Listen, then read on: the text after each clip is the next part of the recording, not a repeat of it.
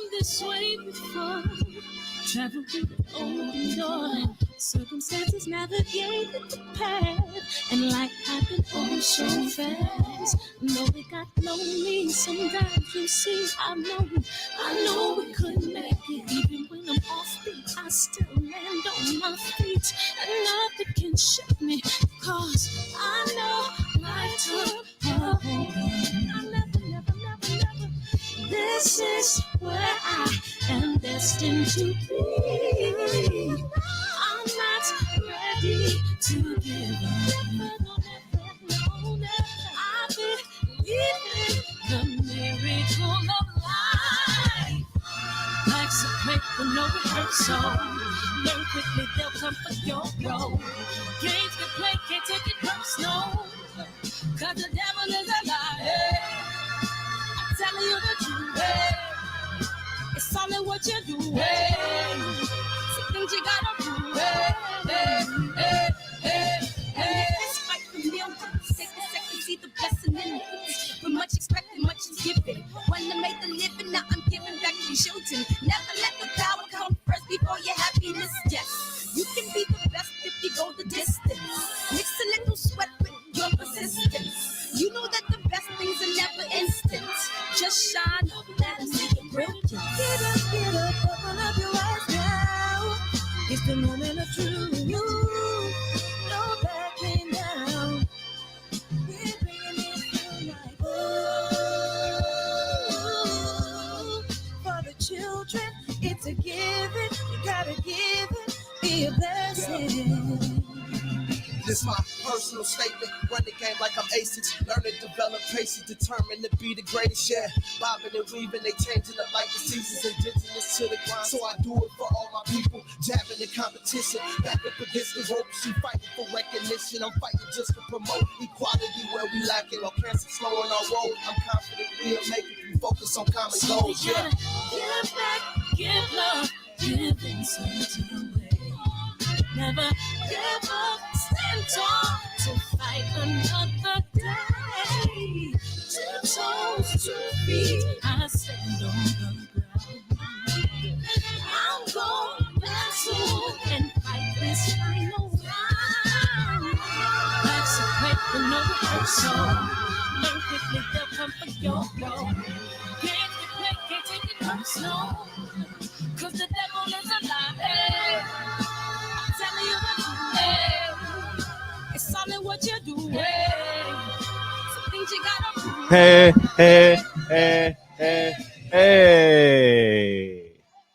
Dun, dun, dun, dun, dun, dun. Love is the word. What's up, DB Gump? What's up, Eli Thrill? Mr. Moet. Moet, I ain't heard that in a long time. Trill Hill, Triple O, Eric G, Mario, what it do? Andrew, David, D. Griggs. Sound like you'll be a hell of an offensive lineman. Coming in, number 77, offensive tackle from the New York Giants, D. Griggs. What up, Dwayne Winton? What's up, Anthony Winton? What's up? Love is the word, man. I appreciate everybody coming in here. Mark Wunderlich, Simple Trucking. What's up? We gonna get your call in soon. I see you calling sometime, but that motherfucking phone line be hot on the days you be calling in. What's up, Vegas? Young World, Phil, everybody in here, man. I appreciate everybody coming in. Y'all in here early and often. What's up? Reggie, what's up, Reggie Cheese, man? Great to have you in here, man. I appreciate everybody coming in here, man. And yeah, pretty interesting day today, man.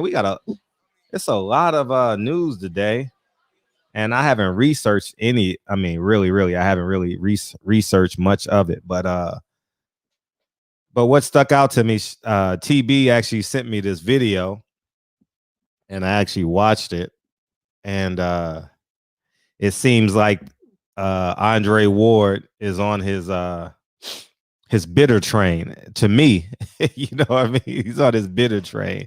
First, let me preface this. I'll set it up because I just posted it on my Instagram, so y'all will be able to hear what he have to say. But in the meantime, we'll let the room fill up a little bit, man. Hopefully everybody had a great Tuesday, man. Great Tuesday. What's going on with the presidency? Did Donald Trump find those invalid ballots yet, or what? You know, what I mean? I'm waiting for something to pop. Something I think something happened. He's gonna present a case somehow, some way. I don't know, but I feel he's gonna try and make waves, but we'll stand back and stand by. And wait on it, man. And yeah, smash that like button on the way in here, y'all. I appreciate that. Smash that like button, man. Gregory Hines, huh? You tap dancing? Gregory Hines, yeah, man. So yeah, man. So for those of you who don't know, we have Rizza Islam coming in at 6 p.m. on Thursday, 6 p.m. Pacific Standard Time. 6 p.m. Pacific Standard Time, okay? And we'll still come back that night, okay? So he'll be on for an hour. We'll take a 2-hour commercial break, and then we'll come back at 9. All right, so so it should be a pretty entertaining show. You know what I mean? So have your questions ready and all that, and we'll do it that way. You guys will probably have to either super chat your questions in or DM them to me. That'll probably be the best way because he's only on for an hour. And that way I can get y'all questions in.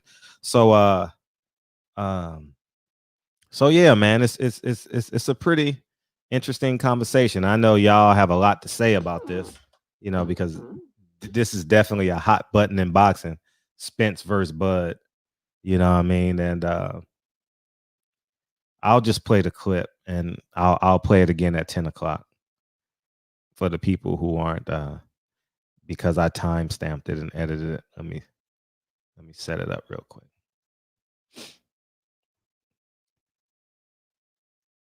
All right, cool. Maybe y'all can hear it. No, I'll play it. I'll play it. No big deal. Man, what the hell am I doing? Okay, good. We're good. All right, here we go. Okay, let's.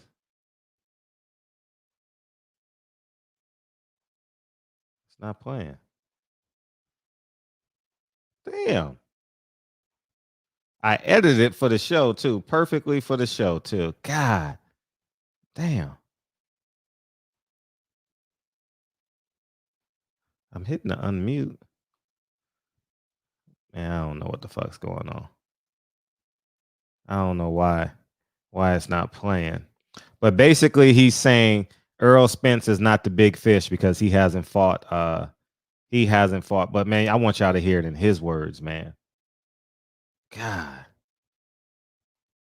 Well, it's time stamped here. Let me fuck. Damn. Oh, I can play it on my phone. Perfect. I play it on my phone. See, there's more ways to skin a cat. Because y'all got to hear it in his voice. Y'all definitely got to hear this shit. And we'll do it from there. Sleep on. So he's not like not fighting anybody. He's building his legacy. My only thing is this. You can't call yourself the top dog, the big fish, the best guy in the world until you face Terence Crawford. That's what I'm saying is if two fighters want to fight, all of a sudden that two-side thing, that line starts to dissipate a little bit. Either side starts to figure it out. And it will. Hello. So what does that tell you? And it will. And it will. What does that tell you? Somebody doesn't want to. I'll play it again. Somebody don't want to fight. Fight, or at least not right now. I'm saying just not. To your point, you saying Spence don't want to fight? Man, listen to me. Timmy. Danny Garcia, another top 10 welterweight that he can't sleep on. So he's not like not fighting anybody. He's building his legacy. My only thing is this.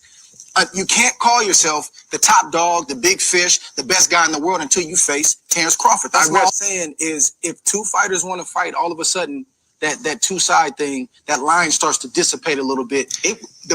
Either side starts to figure it out. And it will. Hello. So what does that tell you? And it will. And it will. What does that tell you? Somebody doesn't want to fight, or at least not right now. I'm saying just not.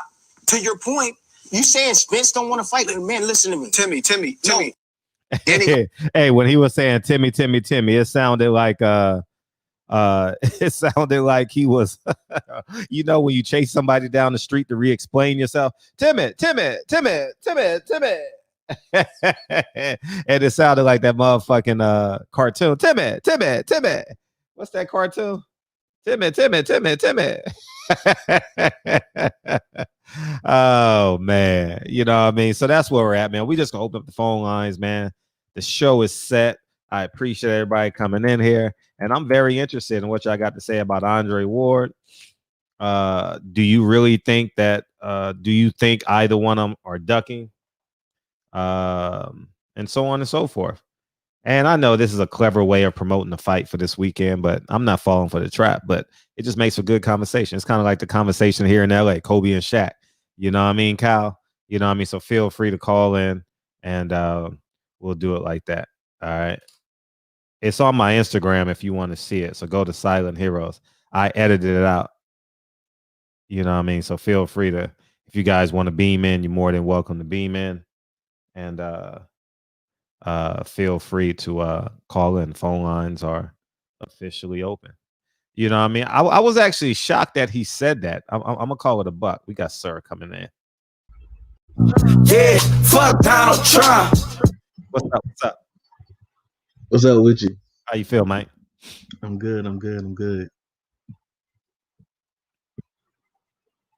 So I love that intro. Oh, you did? Okay, I got you. Yeah, but I honestly feel like it's all politics. It's all politics on both sides, every side. They're trying to make their money. As everybody know, we love Errol. But Errol said he's gonna do what he's gonna do. He needs to make his money as well. He should not let anybody or anything stop him from making his money. Just like Terence shouldn't stop anything from making his money. Sure. He's finally wising up and saying, hey, well, now they fail a little bit, I got my room to run out and go somewhere else. So he needs to go ahead and do that so he can make his money. They can make the fight, have a second and maybe even a third. So they can keep making that money black, And either way, one's going to win, one's going to lose, but they both win in the end. They both got the legacy fights and they both got that legacy money. Right. But I'm back in the chat, bro. I appreciate you. That's a easy way to simplify it. My nigga, this is dedication. This is anti-hesitation. It's a real nigga celebration. What's up? What's up with it, Fred, man? Hey, we had a great episode the other day. We did some great numbers. Whenever you need me to be on a platform with you, I feel like we got a lot of chemistry.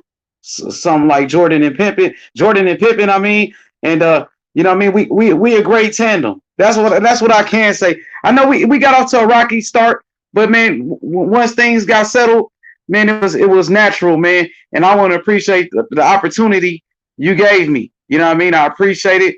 And it was a great episode, man. And shout out to everybody that watched that show with us. Fred, I think Terence Crawford is obviously one of the best fighters in the world. He has a tremendous skill set. He can box his ass off. And I want to give another special shout out to Bomac, who was on Trill Boxing Talk the other night. You know what I mean? And, they see, Fred, they understand that boxing has changed. They need to come to these platforms to promote their fights. You are actually promoting Terence Crawford right now as we speak. Good or bad, you keeping his name relevant. You're keeping his name relevant. Fred, Crawford is a great fighter, Fred. You know what I mean? A champion in 3 different weight classes. At lightweight, 135. He stopped Gamboa, the first man to beat Gamboa. Even though I feel like Devin did it in a better fashion because Devin Haney took no punishment from Gamboa. Devin Haney, he pitched the shutout. You know what I mean? He won every round. Terence Crawford, he lost the first 4 rounds to Gamboa. Gamboa hurt Terence Crawford. He almost knocked him out. And Gamboa, he couldn't touch Devin Haney. But I like Crawford a lot. He moved up to 140, wiped out his division. He beat everybody they put in front of him. He did what he was supposed to do, Fred. Beat everybody they put in front of him. Now he's at welterweight. He's the WBO world champion. I think Crawford is in a good fight this weekend. I like this fight a lot. Would you say Errol Spence's best win was Kell Brook? I mean, you got Sean Porter, Kell Brook, Mikey Garcia. Kell Brook did beat Sean Porter. So I would say Kell Brook is a better win than Sean Porter because Kell Brook beat Sean Porter. And Mikey came up from a smaller weight class, but I think those are his 3 best wins. Would you say Kell Brook is Errol Spence's best win? Ooh. It's close. You have to think about it. So it's a debate there. Yeah, it's both of them are great wins. You know, Sean Porter. I think Sean Porter is Kell Brook, because I think Kell Brook is a little bit smarter than Sean. You know what I mean? In terms of making adjustments. Sean don't really make adjustments. He just goes harder. You know what I mean? He just revs up. I'm not saying he don't make adjustments, but he don't, you know what I mean? Kell Brook at that time was a better opponent because obviously he had Sean's belt. He had his IBF strap. So in that time period, yes, I would say Kell Brook. When he fought him, Kell Brook was a better fight. Yes, and Errol Spence went to the UK to go fight him. So you know what I mean? He traveled. Yeah, and the element. You're right. Yeah, he was in a competitive fight right there. And now you see Terence Crawford trying to take a former Errol Spence opponent and Kell Brook. That, you know what I mean? Trying to link himself to Errol Spence right here in a way. But I think it's a good fight, Fred. I got Terence Crawford by unanimous decision. What about you? I bet I got 9-1 odds on Kell Brook. So I'm rooting for Kell Brook. but I definitely have Terence Crawford winning the fight. Fred, you got Crawford by you said stoppage or I don't think he's gonna stop him. I think he'll win by unanimous decision. If he wins by split decision, he's not as good as people say he is. Absolutely, man. And just because, say, if Crawford does go 12 rounds with a Kell Brook and wins by unanimous decision, a win is a win. You know, it depends on how he wins. You know what I mean? If it's slow and rough and rugged and not fluid, I mean, Terence Crawford need to go back to Omaha and sharpen up some things, you know. But if he wins smoothly, you know, wins every round, it's a quality win. Similar to Devin Haney, it's a quality win. You know, it's I have no qualms with that. Yeah, absolutely. Just like go ahead. Go ahead. No, you good. Go ahead. I was gonna say I think the first half of the fight is gonna be highly contentious, highly competitive, highly combustive, and I'm excited for the first 6 rounds. You know, I want to see how much gas Kell Brook has in the tank, and this we'll really see. We'll get an idea, I'll say, of how strong Terence Crawford is as it pertains to comparing him to Errol, because Errol is a strong guy. Errol's a real strong guy. Yeah, Crawford is strong too, man. And you know, Errol Spence, he won 12 rounds with Mikey Garcia, and Mikey was a featherweight, and Errol Spence, he got the credit he deserved for beating Mikey, who was on a pound for pound list at that time. But Errol, I'm going for the knockout. I'm gonna knock you out. I'm gonna knock him out, you know. But he won by decision. He won every round.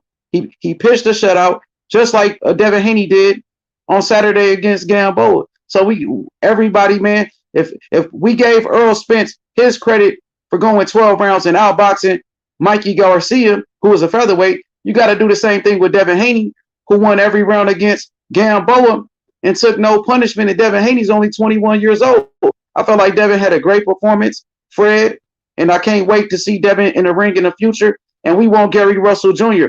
I seen Gary Russell been capping. I seen you posted the video. He wanted no smoke when we sent him the contract. That fight can happen next. You know what I mean? So, Gary, you waited for Devin to fight, then start talking. Where was your ass at when we sent you that 1.5, nigga? Why you ain't talking about that term sheet you had in your hand, that fake ass term sheet? Gary, stop being a bitch, bro. and let your nuts hang, man, and take these big fights, bro. You going on 33, man. You know what I mean? You got to get in a big fight because Devin Haney, his best win is better than yours. He got a bigger name on his resume. Gamboa is a bigger name than Johnny Gonzalez. Gamboa is a bigger name than Jojo Diaz. And Devin's only 21. You know what I mean? I had enough of the capping from Gary Russell. I'm not gonna go too hard on him because he's not even worth it. He doesn't even have a fight date. He's not even getting paid, Fred. So come on, man. You gotta stay relevant, bro. You're not even fighting. You know what I mean? So and another thing, Fred, you made some great points last night about how the PBC, they gave Deontay Wilder's budget and his fight date to Canelo Alvarez, bro. I think it's about time Deontay Wilder leaves the PBC. How did Shelly Finkel allow that contract to expire? I never heard of a contract expiring of a fight of that magnitude for a trilogy, a rematch, a $20 million down the drain. Absolutely, Fred. I want to get your thoughts on that real quick because you called it out yesterday and you said December 5th is the last pay-per-view you are buying, and I'm riding with you on that one. That's the last pay-per-view. Yeah, I'm definitely Errol Spence will be the last pay-per-view I believe I'll ever buy, is because them men in them suits are playing us. And I'm gonna keep that $75 and buy some stock, do something. But as I because we're not getting the fights that we want as fans, you know, and there's no reason that Deontay Wilder shouldn't be fighting December 19th. And I don't know it to be true that that Canelo and Caleb Plant are actually going to fulfill that December 19th date. But the fact that that's even a conversation, you know, I mean, the fact that it's even being entertained is it makes me feel slightly awkward. You know, Deontay Wilder has been a flag bearer for PBC for quite some time, and he deserves that respect in victory and or defeat. And that's just where I come from. You know what I mean? And I think it takes integrity, quality in the man to do that when you're faced with a few $1 million to move on, you know. And I'm not saying financially. Well, I personally don't believe Canelo is a great option financially. You understand? But I genuinely believe that Deontay Wilder deserves that date. They figured out how to put fans in the stands. They figured out how to create fights. So I think that the fight should take place, you know, because there's no way Al Heyman misses a contract. Ain't no way in hell they should be in mediations. Like, it makes no sense. I've never heard of that before. You know, Drake even gave him a shout out. You know what I mean? Al Heyman checks, you know. There's no way. In my humble opinion, there's no way that was done by accident. You know, so that's kind of where I'm at with it. So until we get the fights we want, if like I'll pay for baddest sports investigator. Maybe if we get Errol Spence, Bud Crawford, maybe I'll pay for that. But I'm not paying for Tank to fight a little Mexican again. I'm not paying for that shit. Nah, I'm not doing it. I got 2 kids I got to raise, you know, and I believe in compound interest, and I believe I can turn $75 into something else. It's not y'all. So, and I just want to make it clear. People say hate. I heard that yesterday. I saw the conversation. I'm hating on Al. No, I'm a consumer, and when I go to McDonald's, when I say I want a Big Mac, no cheese, I don't want cheese. If I'm paying $75, I want to pay for 2 quality opponents, and that's just simply what I feel. Y'all are forgetting that y'all are consumers. Y'all not robots. They put it out, you buy. They put it out, you buy. You're not a robot. You're a consumer. The same way you mad when you go into that store, nigga, you ain't got my shit. You know what I mean? They don't even stack the undercards. You know what I mean? The Chargos had four Latino fights. Not one person on that card spoke English. Deontay Wilder had a card in November. Not one person spoke English but Leo Santa Cruz. You understand what I'm saying? So I'm just making it make sense. And I'm very pragmatic in my decision making. I'm emotionalist in terms of making proper decisions. And I know there's an emotional attachment to Al Heyman because he's done a fantastic job at building the PBC. But it gets to a point where I am a consumer. I want Deontay Wilder, Anthony Joshua. I want Errol Spence, Terence Crawford. I want Tank Davis versus Devin Haney. I want Tank Davis versus Teofimo Lopez. Why are we not demanding these fights? You understand? Why are we not? So we just sit here and just take it? Gary Russell versus Devin Haney as well. Gary Russell versus Devin Haney. It's an abusive relationship that we're in. And I refuse to be in an abusive relationship. You know, it's my hard-earned money. And you keeping it real, Fred. I want to say that because you called out the zone when they needed to be called out. We got to keep the same. Thank you. I'm glad you said that. I didn't put that together. Thank you. Yeah, Bob Arum. I call Bob Arum, and Bob Arum, and I can call Bob Arum first thing in the morning. I'll have an interview by that night. You know what I mean? So we still have a working relationship. He knows who I am. Yeah, I hear him in the interviews. He knows exactly who I am and what I say about him. Evan Cornball tells him everything I say about him, and that's their PR guy. Bob don't care. Bob loves the barbershop. You know what I mean? He sometimes every once, 3-4 times a year, he don't want to go to Supercuts. You know what I mean? So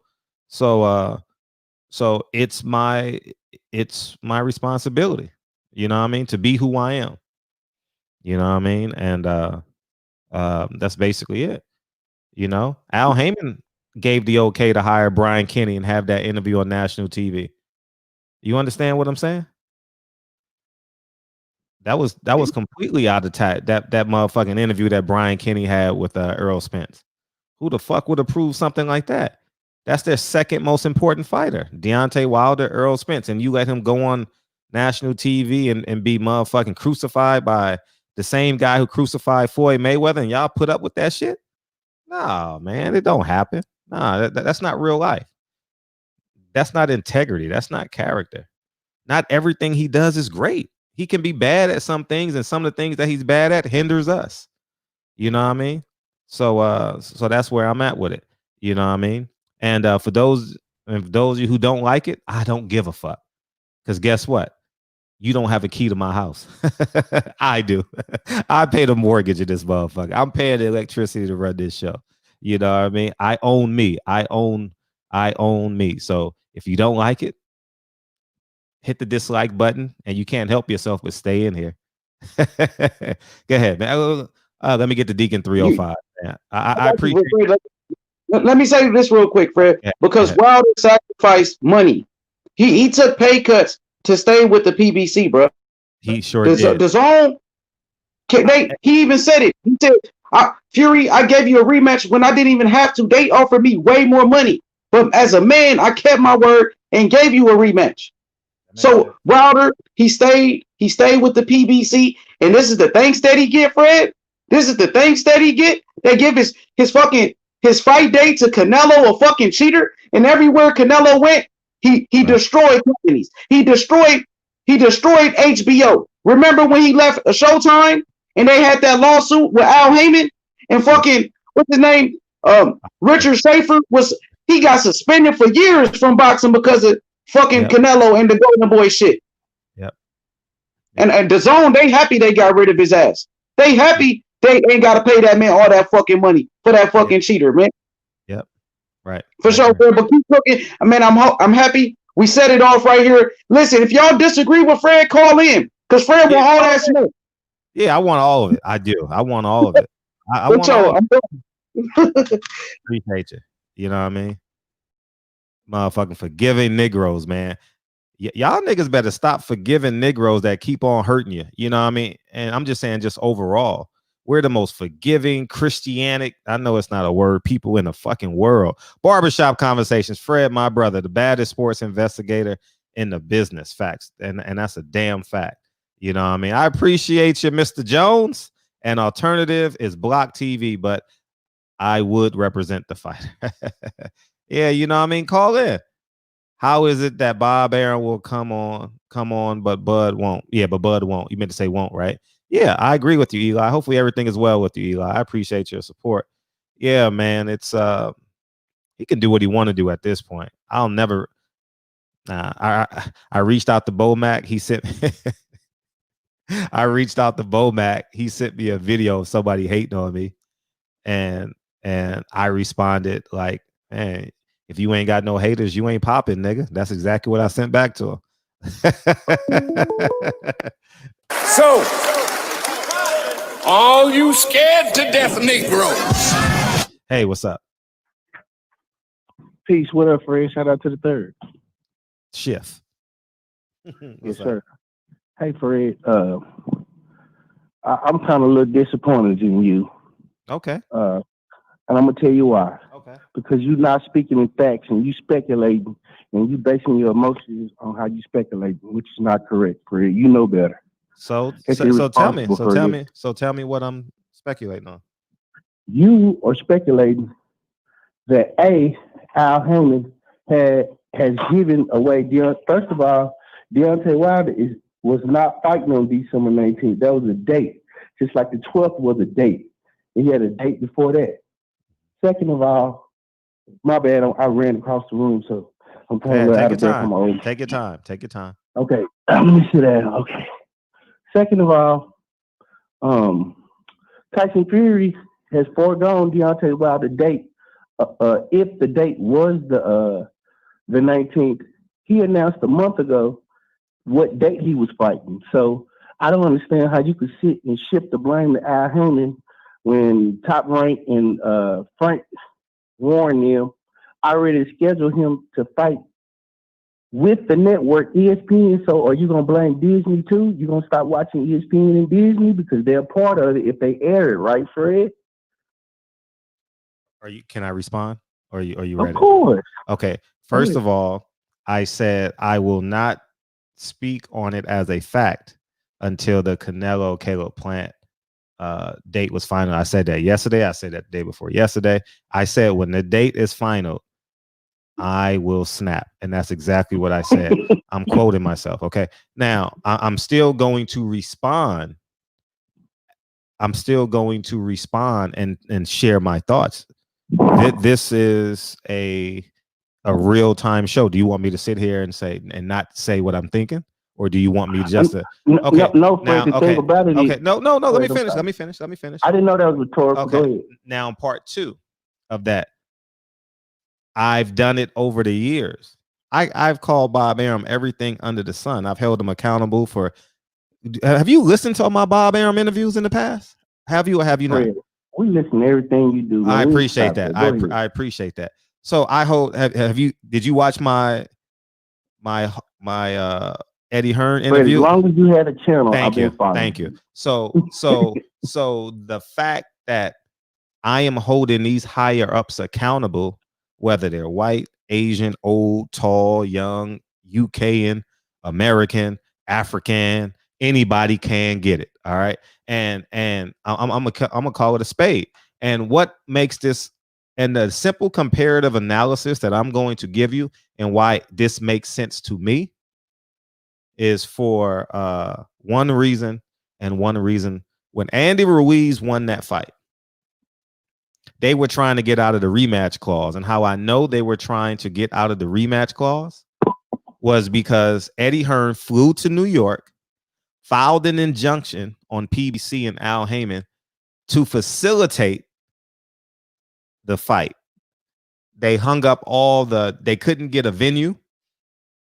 Al Heyman does a great job with the venues. He tied up all the venues in America. So Eddie Hearn couldn't get a venue for a fight of that magnitude. So where did he take it? He took it to Saudi Arabia. They fucking built the stadium. And the only way that fight happened, if Eddie Hearn hadn't filed that injunction in New York, feel free to Google it. I did a video on it.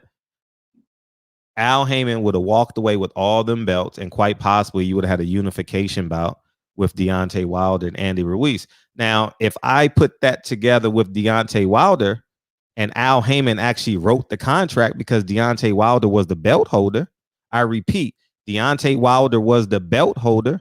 I repeat, Shelly Finkel wrote the contract. No. Al Heyman makes all the matchups. I just want you to know that Al Heyman is the content creator for PBC. No fight.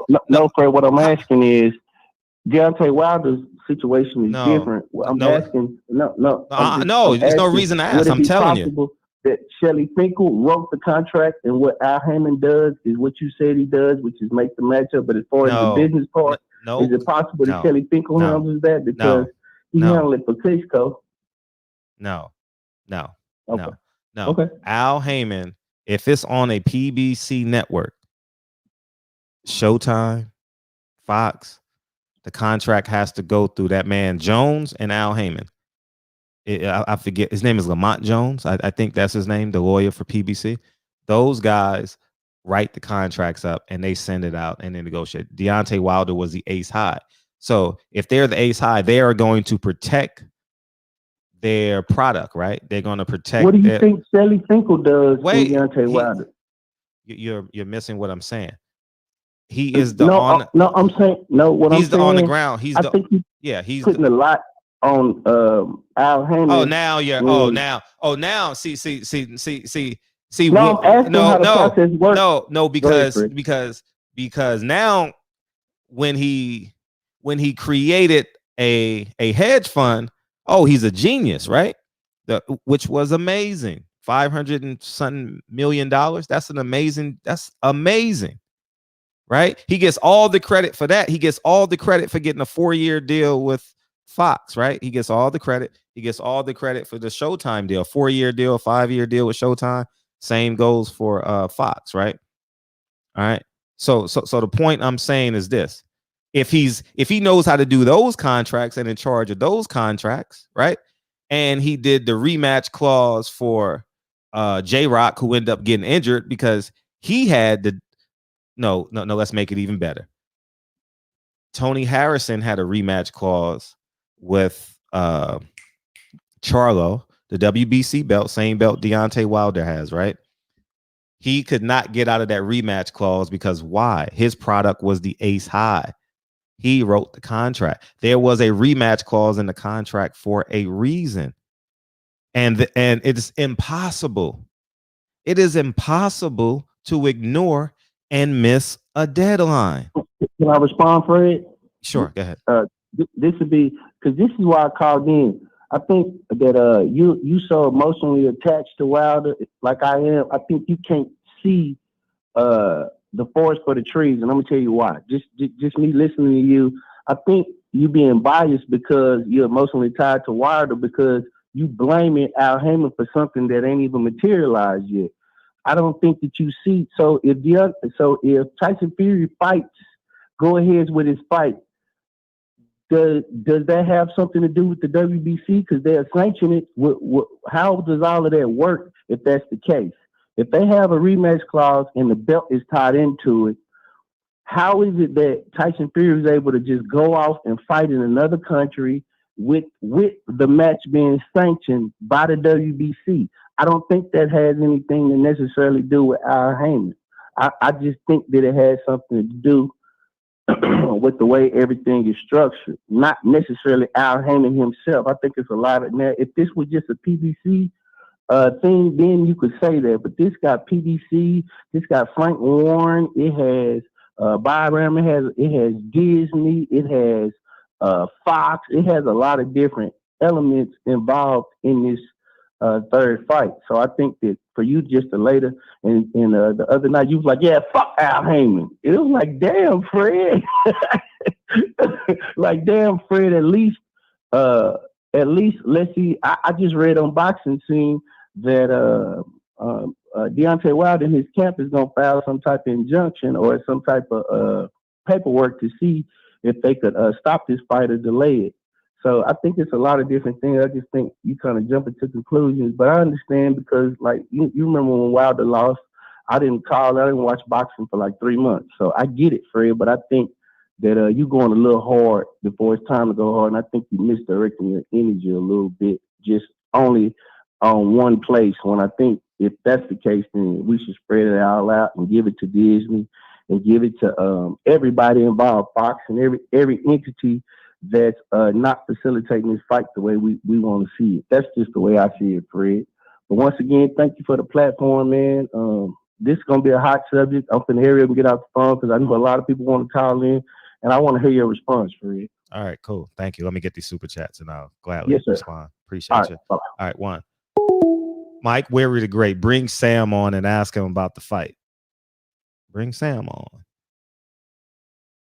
New Real Money 818. Wilder got exposed for being an average fighter. All right, let me I want to respond, but I know Jay Cooley's a short call, so I'll respond. Give me a second, B.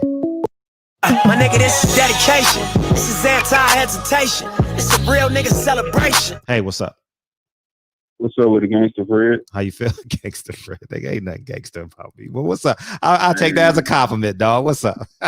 Man, you know how I introduced you, man. I told you that shit months ago. I know, man. What's up? Already, man. I'm just calling, man. I know it's fight week for Bud, but damn Bud, damn his fans. He still getting no credit for this bomb-ass fight. We know what he gonna do. Kel probably do a miracle, so he's still getting no credit. So I won't smoke with all Bud fans. This is Jay Cooley. Letting y'all know Spence is the top dog, and I can't wait till he beat the brakes off that motherfucker. Peace. Peace, Jay. Yeah, I'll say this as it pertains to that. I'll simplify it. If you get married and you have a contract in place, that contract is valid, right? You can't go nowhere else in America and get married, right? All right, right? Now let me take it to a step further. Hold up one second, D. And so ESPN and Disney is a worldwide company, but it's based out here. I think it's Burbank or somewhere in there, if I'm not mistaken. It's an American company. It's real simple. You file an injunction on ESPN, Disney, and Top Rank. It shouldn't be no mediation. There's no reason to have mediation if the contract is in place. You understand? It's no reason for mediation. No, you show up. That's it. If a judge tells you to come to court, you come to court. Why are they going to mediation? I'm making too much sense because when I was talking about Eddie Hearn from day one, it didn't make sense to nobody. Now everybody's talking about it, right? Everybody's talking about it, right? When I was telling you guys about the Canelo contract, you know how much hate I got from Latino boxing fans? You know how many emails and DMs I got? What? I end up being right again. Anyways, man, it'll all make sense when this plays out, okay? All right, what you got? Too blessed to be stressed and highly favored. What's good, family? What's up? All right, these ain't my words, so I'm not trying to come on and sound like I know this, not know. I heard Blue Blood say something about an hour ago. So what'd he say? I don't know if you heard it. So you know how you do the breaking news. What it is, Tyson Fury and his team done got found out for trying to push the lie on Wilder, like Wilder was trying to get out of the fight, when in fact it's done came out that Fox and ESPN asked for continuance on the contract due to COVID, and they wasn't going to have an audience. And by the fight being so big, they wasn't going to be able to pay them off and then make their money.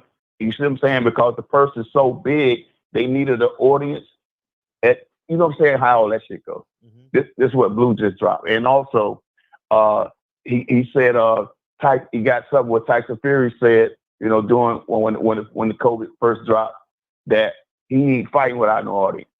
You know what I'm saying? He need an audience. He's not fighting without no audience. And also, he said these are proof too that Tyson Fury really never wanted to fight. See what I'm saying? He didn't want that third fight because the eye of suspicion is going to be so great on Tyson Fury, and he know it going into this third fight because of all the controversy. You know what I'm saying? So he's trying to wiggle out of this fight at all costs. and trying to blame Deontay Wilder in the process. So Deontay Wilder and his team with I guess with all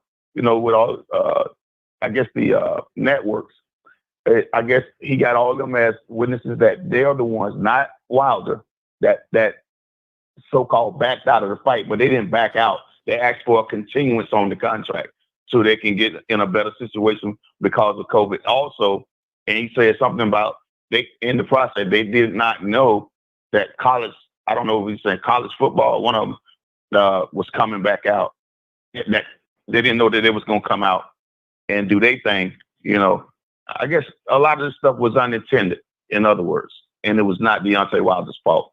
So going into court, it looks very favorable for Deontay Wilder, and Tyson Fury don't have a leg to stand on. He's going to be forced to either pay a healthy fine or grant Deontay Wilder his trilogy fight. You know what I'm saying? I just wanted to say that as well. What you think? Here's what's gonna happen in mediation. Go ahead. They're gonna prolong it and prolong it and prolong it. And in layman's terms, extension. Okay, and when you gotta make a decision. Do you want to pay all that money and go to court and stall your career out, or are you gonna stick it out? You know what I mean? Or you gonna move on? Like that's a real decision. That's a real decision that has to be made. Yeah, and he said something about I can't word it the way he did because it was probably about 14 minutes long. I don't remember shit as good as I used to. Anyway. Oh, Boo Bud just did the video, right? Yeah, about an hour ago. Okay, good. Yeah, something about the WBC is going to be forced as well if he don't have that trilogy to relinquish that title. And I know Deontay Wilder is not going to want it like that. He want to stretch this guy. You know what I'm saying? Yeah, sure. And I can't blame him. And once this fight do happen, and you know how they do the standoff and all that. I just pray Deontay Wilder don't do no talking, bro. Just let him do all that old foreign talk he do all that shit. Just stand right there and stare at the slump gun. Because you know what you're finna do. You know you're finna stress him. So don't do no talk. Don't waste no energy. None of that. Say the talking for the action in the ring. Let him call you scary, a loser, all that. So when you get in that ring, you unleash on his ass. No talking. You know what I'm saying? Yeah. Don't do no talking. Period. You know what I'm saying? Hey, man. I appreciate you, all man. The time. Hey, man. I just want to let you know, man. I appreciate you so much. Oh, that's love, man. That's easy. No, real talk, man. Oh, that's love. When this thing clear up, this COVID thing clear up, I gotta introduce you out here, man. Meet my wife and kids. Yeah, we're gonna hang out. Yeah, man, we're gonna put that grill on, and I'll be spending a lot of time in Miami because the thing, I'll be spending a lot of time in Miami next year, second half of next year. Okay, man, can't wait to get you down here, Yep. man. You know what I'm saying? And I just wanted to let you know, I appreciate you, and I know everybody else do too. But I know, speaking for me, man, you just been blessing the hell out of me, bro. Oh, that's love. That's love. Yeah, man. Appreciate you, brother. Love you, all the bro. time. Love you too, man. All right, one. The fact that they're in real news, I know you're not a Wilder fan, huh? Wilder making excuses for losing, and now he's throwing another black man under the bus who was the only person who cared about him. Now that's a shame.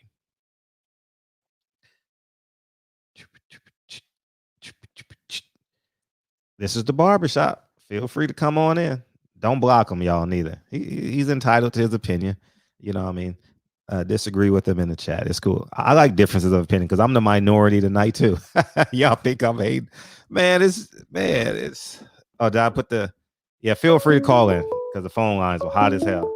Raised like Jesus, played like Moses. Hey, what's up? What's happening, Fred? What's happening? Keeping us going here again at night, man. I would just like to say it again. I'm pretty sure the last caller said I heard pieces of what he said. First off, thank you for your platform. I think your platform is very, very, very important. And I think people look past how important it is, because now we have networks that have picked a side on whatever issue and they just rock out with it. Mm-hmm. And you get people that are very close-minded when it comes to issues, and we call them fanboys. We might call them whatever we might want to call them. Mm-hmm. Whereas though this platform, you got all different. The diversity is just it's all over the place. Mm-hmm. It is all over the place. And we are. And it lets us cultivate our minds besides just being narrow. So I would like to point that out and thank you again for just the diversification and the topics that you run through. It's not, if it was, to be honest with you, Fred, if you were just doing boxing, I wouldn't even listen to your show, because I'm a casual boxing fan. Mm-hmm. But you have turned this almost into an entertainment network. Oh, thank you. It's more so a network than anything, because you got actors on here, you got singers, you got people from, it's just diversity is just all over the place. So I think people, and you give people like regular people like me that you don't know, you probably ain't gonna never meet in your life, opportunity to call in and express our views. And for like us truckers, it's very important, because for people who don't drive trucks and who don't work overnight, the difficulty of working overnight, and when you start that, your schedule, it's only a select number of people that you're talking to at night and in the daytime, because your schedule is different. So your friends ain't gonna be your friends no more, because it's gonna be hard for you to keep up with them, and you're not gonna be able to talk to nobody. So when you got a thought on your mind, I mean, you're not gonna have that. You give people an avenue to express themselves when it comes to different topics, especially when it comes to something as far as the presidential race, as small as sports, whatever the case may be. It's just the avenue that I don't know if you realize how important it is for people who are out here that work, that they actually have an avenue to call in and get a platform where nobody's trying to cut them off because they don't hear what they want to hear. Because you actually let people ride out with whatever they finna say. You don't stop nobody. I've never heard you stop anybody. So starting off, I just like to say that. Now, as far as what I'm actually calling for, I would just like to say that I think that we as Black people as a whole, I think we be faking like we about Malcolm, but we not really about the essence of Malcolm, because we like little bits and pieces and snippets of that.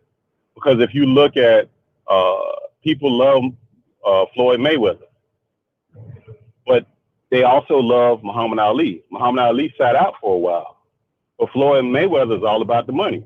That's anything but what Muhammad Ali was about, in the essence of what he was about. And even this thing that's going on with Wilder, he might have to get to a point where he just don't fight, and he just fighting in court. Because it seemed like to me that they're just trying to freeze him out, because they know he's later in his career, and they're going to do what they're going to do. And nobody should be surprised of the enemy that he's fighting is bigger than the enemy that's in that ring. Right. And as far as Al Heyman is concerned, he has a job to do. And I think that, like, going back to the Malcolm, if we're going to be like Malcolm left the nation of Islam because he felt like he wasn't getting his just due for whatever the reason is. We are too faithful to people just because they Black.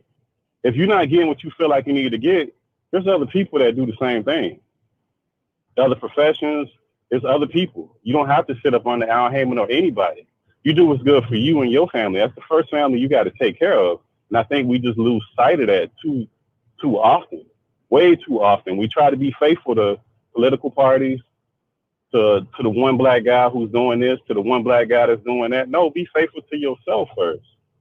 If you're not faithful to yourself, then you're doing yourself and your whole generations up under you a disservice.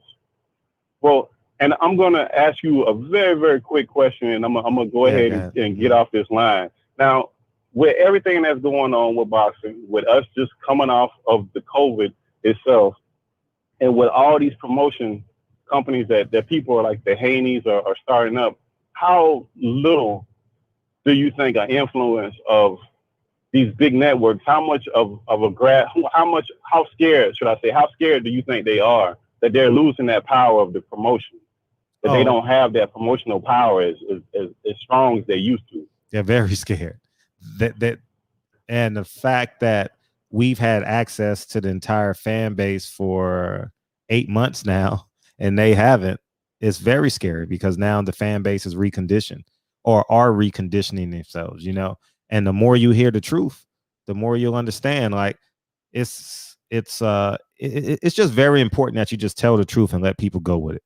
You know what I mean? It's Right. like it's like the presidential election. Black people did not want to hear that Joe Biden, along with a few of his friends, wrote a crime bill that locked up hundreds of thousands of black men. Yeah. And the fact that and it has great impact on 2020. Yeah. People don't want to hear that. People don't want to hear it. People say, "Oh no, I'll vote because Donald Trump is worse." Yeah. I mean, people don't want to hear Donald Trump gave you a chance at, I'm gonna call it a buck, 10,000. How much was the stimulus? $1,500, $1,200. $1,200, I believe. $1,200. They averaged out whatever the minimum wage was for a month. That's what we got. Oh, okay, got you. $1,200 plus $10,000. You had access. Every American had access to $11,200 this year. Yeah. This summer. All you had to do was fill out the form. It took you 3.5 minutes. If you was on my Patreon, you got it. I walked you through it on Patreon, and it's that simple. You know, it was simple. It was easy. That simple.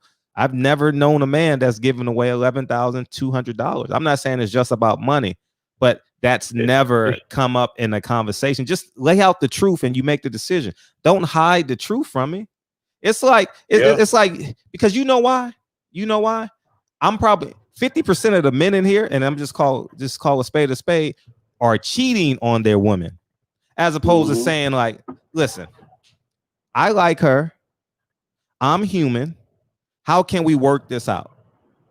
If you say no, it means no. Too many men are too afraid to have honest conversations with the women that they love, the people that they love. I mean, we can't cut power off. Yeah. We can't, and then we can't cut power off either. Yeah. Because you can't afford to do it. That's what we want to do. Right. Is say screw that. They ain't doing that for us. Right. Because I don't know how people know that Malcolm X went and met with the KKK leaders in the South. So how could we not go talk to Trump or whoever the hell in power? We're not above that.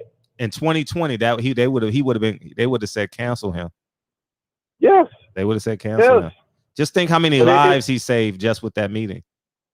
Yes. A few hundred. And what he figured out is that they had them people came in and told him synopsis of what I got from what I read from nothing's actually confirmed. There's no recording of it. But the synopsis was that the KKK, the white folks came in and said, you want something for your people, we want something for our people. Yeah, we agree that we both need to have our own land.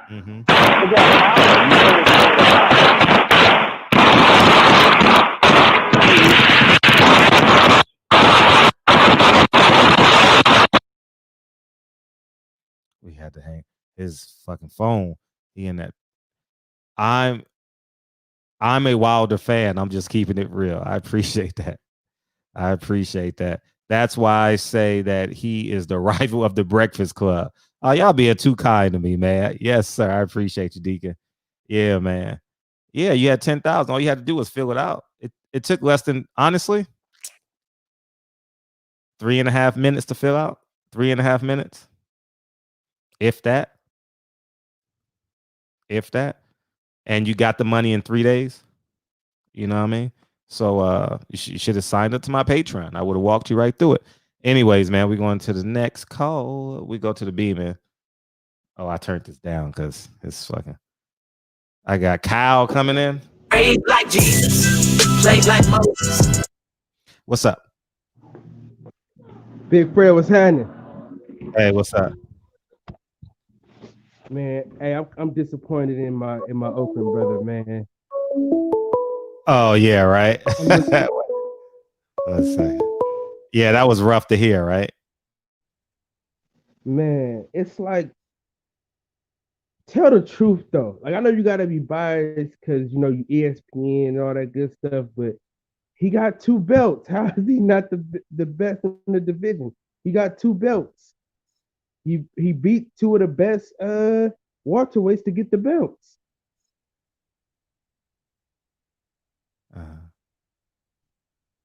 You're right. So I don't know how he could say Errol Spence isn't the big fish. I don't know about all that.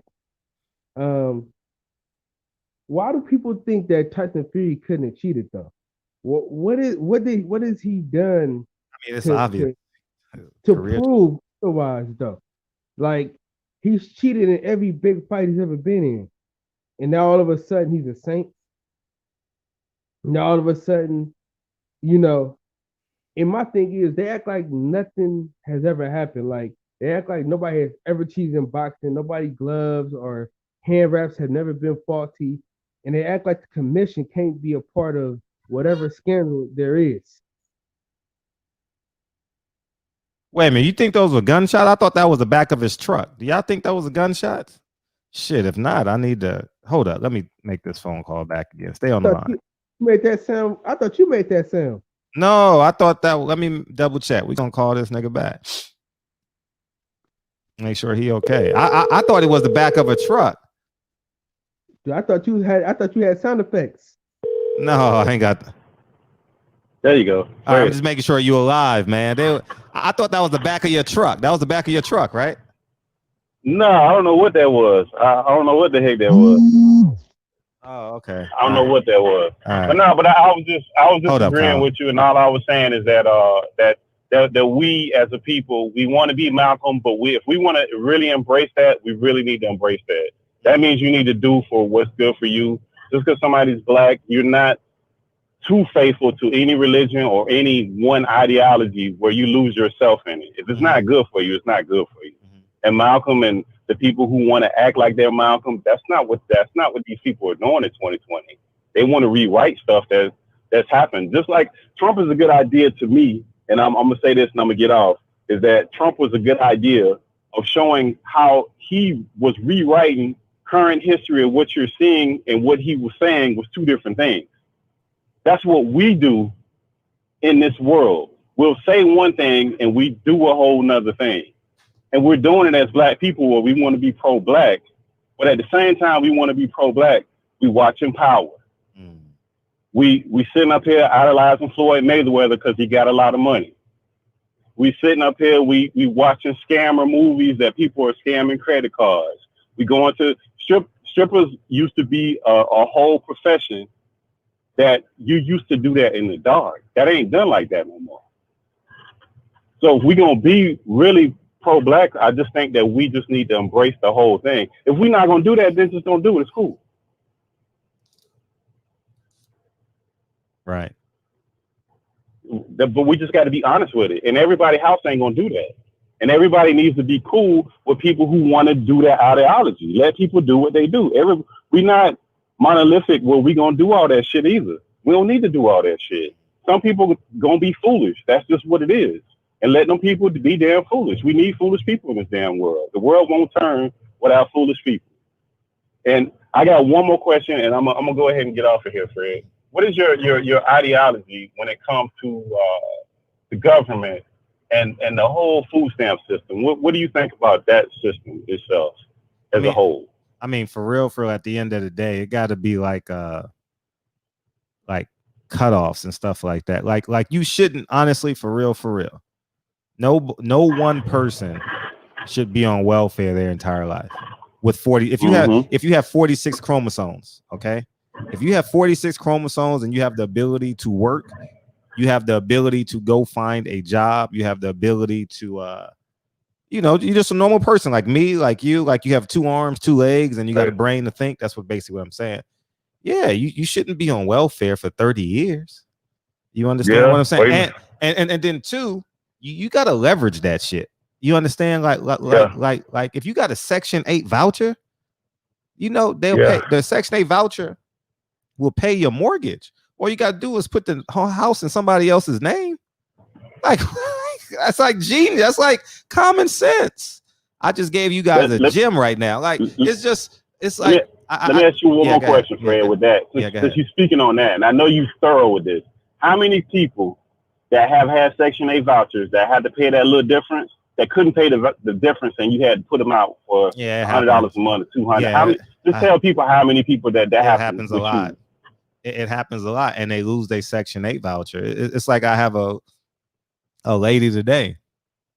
Her portion is $200, and I go by today, and you know what she said? She said her granddaughter needed the money for something, and and it's not an issue yet, you know what I mean? And I just looked at her like in my head real quick. I'm like,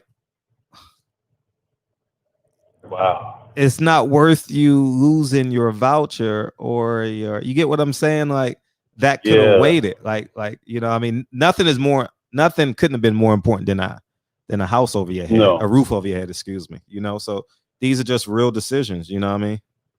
You know what I mean? So so just be cognizant, man, and make great decisions, man, you know? Well, I thank you again, Fred. I'm gonna fall back. I appreciate your show, and I think for all the truckers, like I said, and anybody who works, just not truckers, anybody who works at night, we got a different shift. Yeah, Brandon. So I think earlier.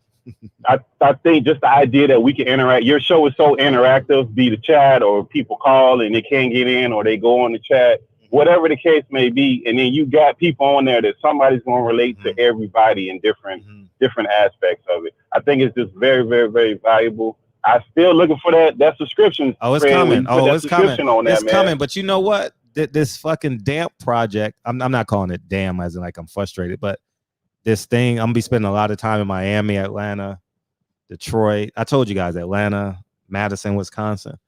I'll be traveling a lot the second half of next year. So that kind of superseded, because I think I can convince those 5 cities with the help of y'all and the rest of America to vote as a block. You know, I really believe it's possible. So so that's like my new baby now. You know what I mean? That's my new baby. Can you expand on that? Well, I'm gonna go ahead and get off, because you expand on that. I'm gonna hang up and wait for your response. I don't want to hog up all your time here, Fred. Could you expand on that? Yeah, I'll answer it after Kyle. Kyle is on the phone right now. I'll answer that. Okay. I'll get back all right. Thank you, Fred. I appreciate your platform. Yeah, peace. Go ahead, Kyle.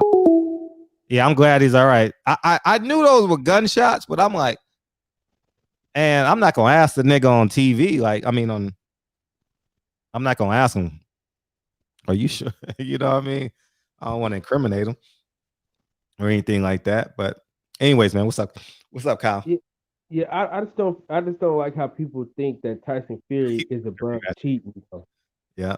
Right. It's like the man in the Floyd Mayweather gym, the trainer or the manager. He said that Tyson Fury had too much integrity. Too much integrity. He steroids and cocaine and like, and you're Muslim, womanizing, like, you know what I mean? Like abusing your body as a Muslim is a great sin. So I heard. I think so. You know what I mean? So I don't know if it's a sin, but it's not, you know. They don't, anyways. Yeah, I just, people just keep saying like, oh, he couldn't do it, or he can't. It's like, bro, how do you don't even know this man? You ain't, you know what I'm saying? They act like they was in the room with the nigga when he was getting his hands wrapped. Like, nigga, you wasn't there, you don't know. And like Teddy Atlas and his boy, man, they make me sick, bro. Them two niggas there, bro, make me so mad, bro, because it's like, he'll say something about the loose glove, right? And then he'll act like he could do anything else. Or he'll say like, oh, the commission is in there, the commission. And like the same commission that let Margarito punch on Cotto with them damn plastered hand wraps. Man. You know what I do? A lot of the times is just ignore them. And since I have a platform, just try and create more content than them. You know what I mean? For real. Like, you know, but it's the color of his skin. Because if Tyson Fury was black, his name would have been Mike Tyson. If Tyson Fury was black, he would have been Oliver McCall. I mean, yeah, Tyson Fury was black. You know what I mean? All these black crazy heavyweights. You know what I mean? So so it is what it is, you know. But back to Andre Ward though, man, I'm disappointed, man, because they had a whole show where it was like, it said welterweight watch, right? Like they was gonna talk about the landscape of the welterweight division, and all they did was talk about Terence Crawford, dog, the whole time. And in my mind, I'm like, dog, y'all should just said this is the Terence Crawford show. Let me talk about Terence Crawford. And you already know, I got love for Terence Crawford, Bo McArdle. I got major love for them. You already know that. But at the same time, like, bro, let's be real a little bit. You feel me? But I mean, who am I? I'm one of the most biased niggas I know. You can't tell me nothing bad about Deontay Wilder.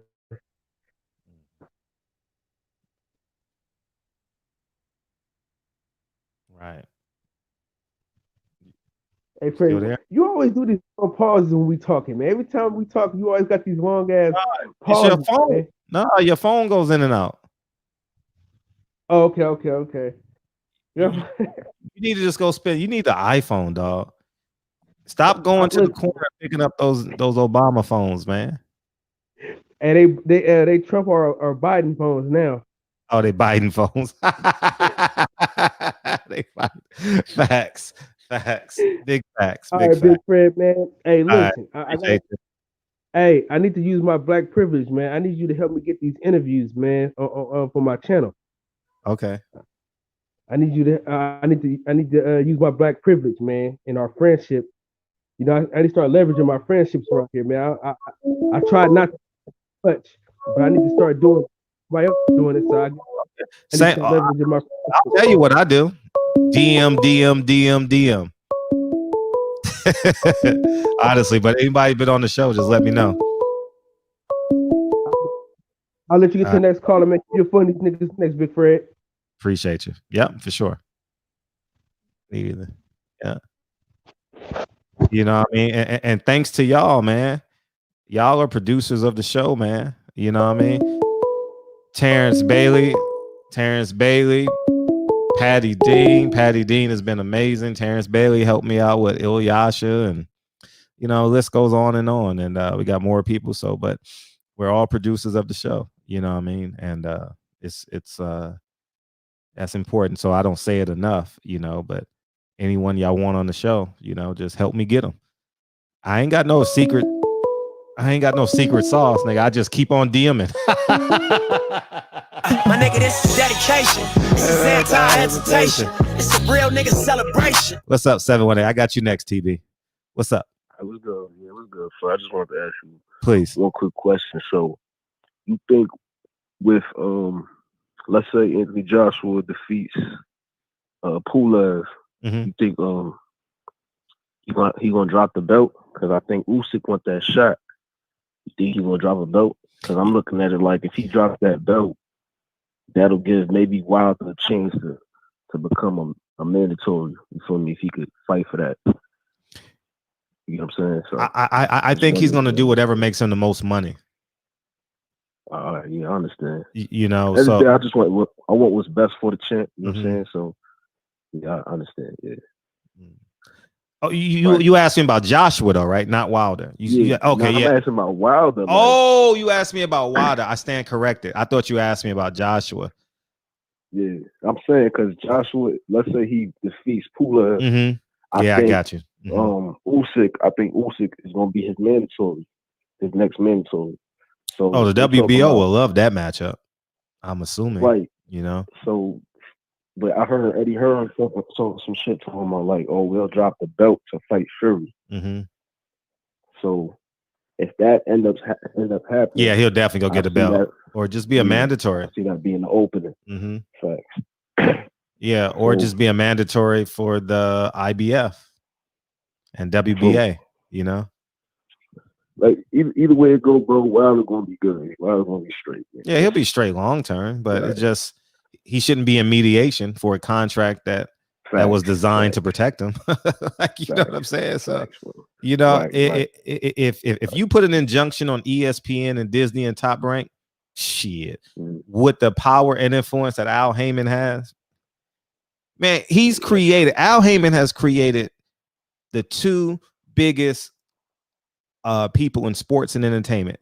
Drake is number one in music. and entertainment, and Floyd Mayweather's in sports.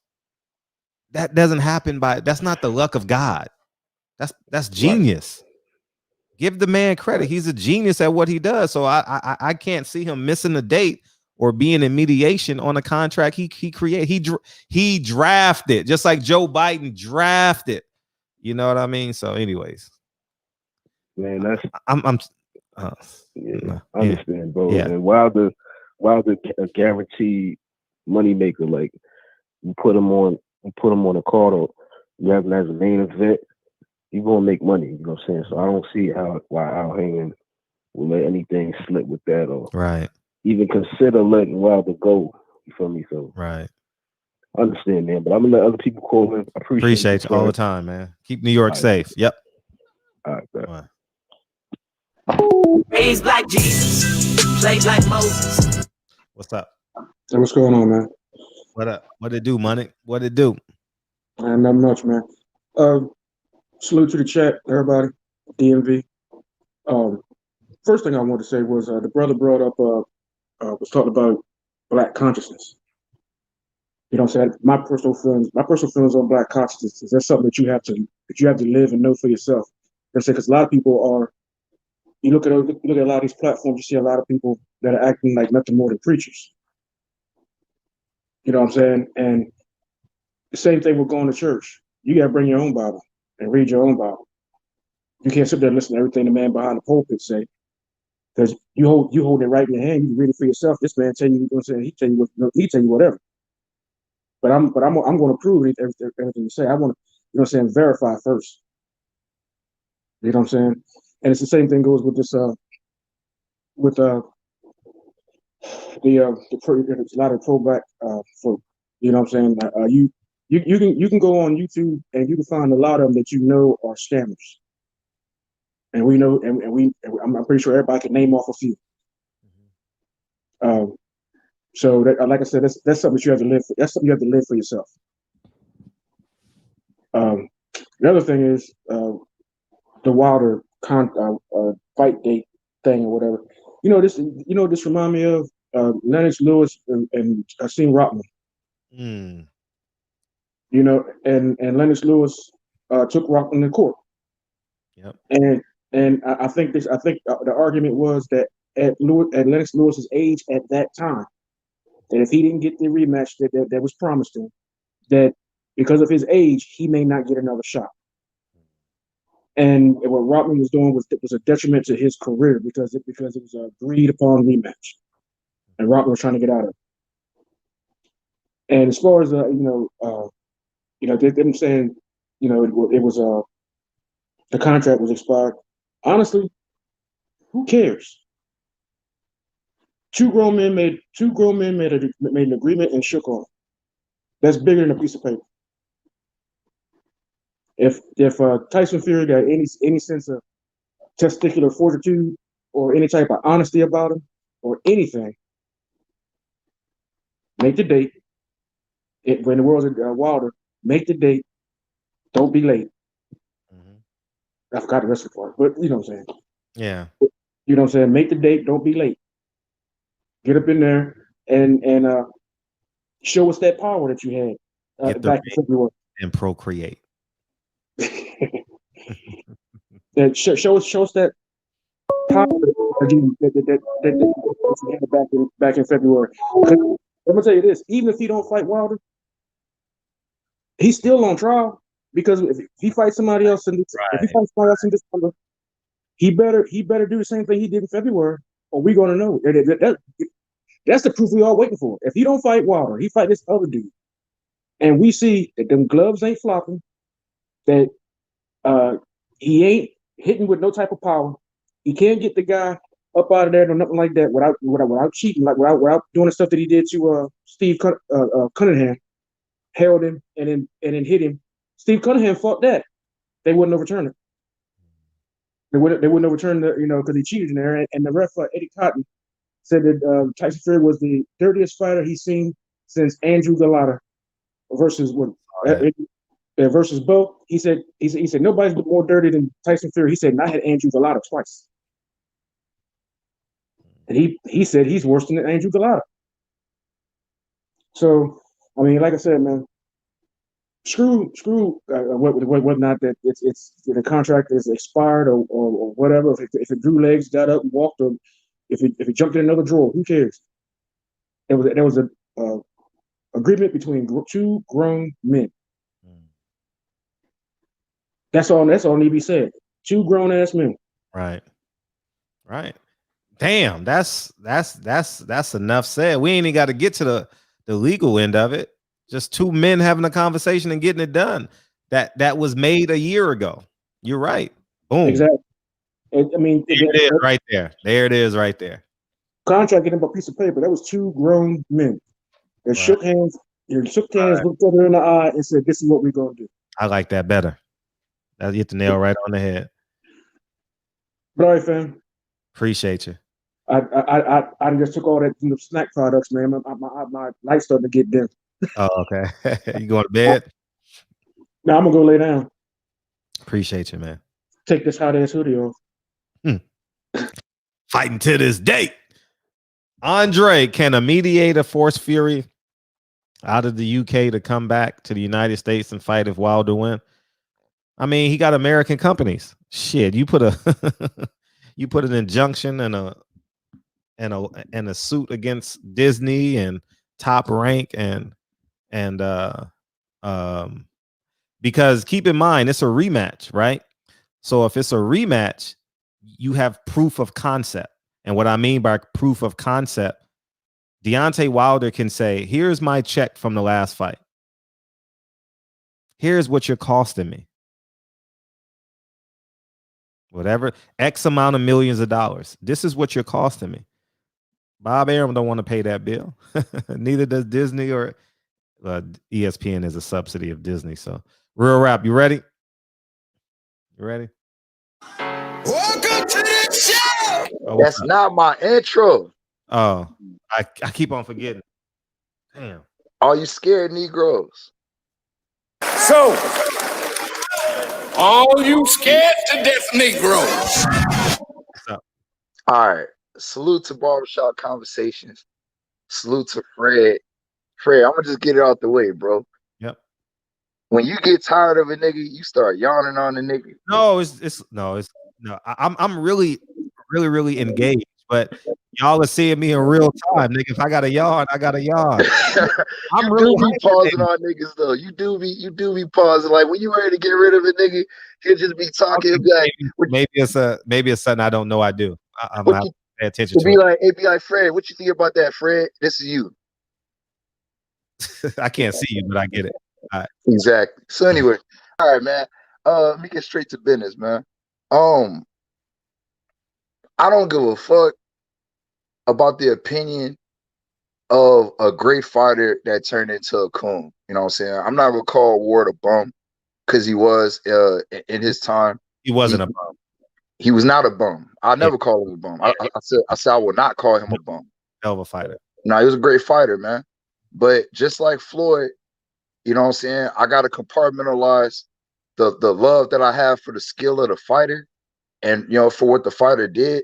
I gotta compartmentalize the ring and deal with the man. I gotta address the man. You know what I'm saying? He's no different. All Andre Ward is a light-skinned, taller version of Tim Bradley. That's it. He's no different from Tim Bradley at all. Tim Bradley says like Fred, like you remember that show Kids Say the Darndest Things? Yeah. Well, Tim Bradley says the coonish things, you know what I'm saying? The most coonish things. You know what I'm saying? At the end of the day, bro, like they have an agenda. And that's why I don't rock with them, man. You know what I'm saying? I don't rock with them. Like when you have an agenda, see, it's what I'll be talking about, right? When it comes to everybody else, Fred, everybody else, they can say whatever the fuck they want about they fighter. You know what I'm saying? But when you cross over into corporate America, you have no opinion anymore. Your opinion is what the company that hires you, whatever their business plan is, or whatever their business model is now your opinion now. And that's the bullshit of it, man. Like, we don't have real opinions, man. Rest in peace to man, bro. Right when I want to say his name slips my fucking mind. From Croc Gem, man. The great announcer from Croc Gem started with an M. I don't know why I always forget my yeah, he was an announcer. Emmanuel Stewart. Oh, yeah, he was. He ended up being a commentator, yeah. Yeah, commentator, man. I always call him Emmanuel Stewart, but Emmanuel Stewart, man, rest in peace. That's the type of guys that we need back in the sport of boxing. And salute to Terence Bailey, man. I agreed with the premise of what he said, but just like how, guys don't fight no more, like in the streets, everybody like, hey, look, salute to that caller, man. I really thought he laid something down, or somebody got laid down around him, because that was definitely gunshots, man. Salute to that caller, man. I know Fred didn't give a fuck about you, man, but we do. You know what I'm saying? We care about you, caller. You know what I'm saying? We wanted to make sure. Shots fired. We wanted to make sure that your well-being was all right, man. That the whole chat was praying for you, dog. We was praying that you still had life in your body, even though Fred didn't give a fuck. Fred thought it was a bad lawnmower getting started. That's what he thought. Them pops. No, at first I thought it was his truck. I thought he was. Because the back of the truck, when he makes that noise, pop, pop, pop. So I was like, that must be the back of his truck. You know what I mean? And then, and shit just kept going. I'm like, hold up. You know what I mean? So, anyways, yeah. Facts. So back to my point, man. But that's what we would need. You know what I'm saying? Back to what I was saying about TB. I agree with everything he was saying, but just like how, my older, I'll call y'all OGs, tell me that, cats stopped fighting around, seemed like the sometime in the late 80s, 90s, cats stopped fighting. Well, it's the same shit. You know what I'm saying? I can't expect, look, TB would have the greatest point of the night if Fury was a man. Fury's not a man, and we all know this shit. Fury is a bitch. You know what I'm saying? When it comes to Wilder, he had a great point, because I didn't know that shit. I just learned something tonight. I didn't know that Lennox had took him to court. I had no idea about that shit. But I think all in all, I just literally got off the phone about an hour ago. I was asked the same question about Wilder, and I'll give the same answer. I think regardless of how this shit goes, it's going to turn out into a win-win for Wilder. You know what I'm saying? Either that man is going to grab the resemblance of the nuts that he used to have, you know what I'm saying, and get in the ring, or that man's going to take him to court and display what TB was laying down with Lennox, because it's just too much evidence out there, man. You know what I'm saying? He's got physical evidence. He's got the evidence on his body, man. You know what I'm saying? So it's just, I don't see it looking good for Fury at all. You know what I'm saying? He's like a rat right now. He's like a corner rat. This is what rats do. They try to weasel their way out of shit. When you corner a rat, Fred, you'll be amazed what a rat can bite through to try to get out of the circumstance that it's in. That's what rats do. They fucking run. You know what I'm saying? Salute to my brother G5. You know what I'm saying? He called him Rico, man. Fucking rat, man. He's a rat. So at the end of the day, I ain't gotta be long with it, man. I done made my point. The thing with it is, Fred, when you hear gunshots, my nigga, you gotta check on your brother. You do a damn good job when you're in LA, man, but you gotta do it. I know you're doing 5, 6 different things, man. But jokes aside, I'm glad you called him back just to make sure he was good, man. Yeah. Jokes aside, bro. But look, salute to the barbershop, man. Salute to all my niggas in the chat, man. Back in it. Peace. All right, one. All right, we got a new beam in. Are you all right? Pimp Mode Squad, you good? You ready? You ready? All right, I meant to. All right, you ain't crazy, are you? All right, nigga. All right. What up, homie? Hey, what's up? Hey, man, I was asking you about the Tony Bellew thing last time. I'm about to hit you with another one. Oh no, okay, go ahead. No, I was like, cause you changed your name, like this nigga. Yeah, crazy. yeah, it's my Instagram. All right, what's up? Shit. What's up? Yeah. Anyway, so with the Wilder thing, what I'm really curious about is if we all see the evidence with the glove. I think the glove is the most tangible piece of evidence, because you see how the glove has the shape of the knuckles and everything, right?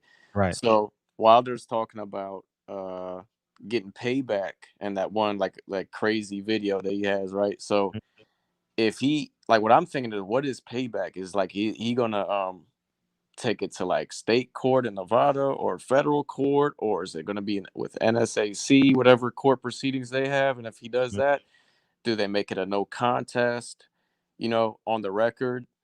Or if it just gets to anything like that, does it affect him getting the third fight? So like that's what I'm trying to think about when I hear the word payback. Like those are like I saw you had him on the show, but I was like, nah, I'm not gonna ask him that because he probably got that deep to the chest, like close to the chest. Like that's what I'm curious about with the whole payback thing. Like what does he mean by that? I think all the above.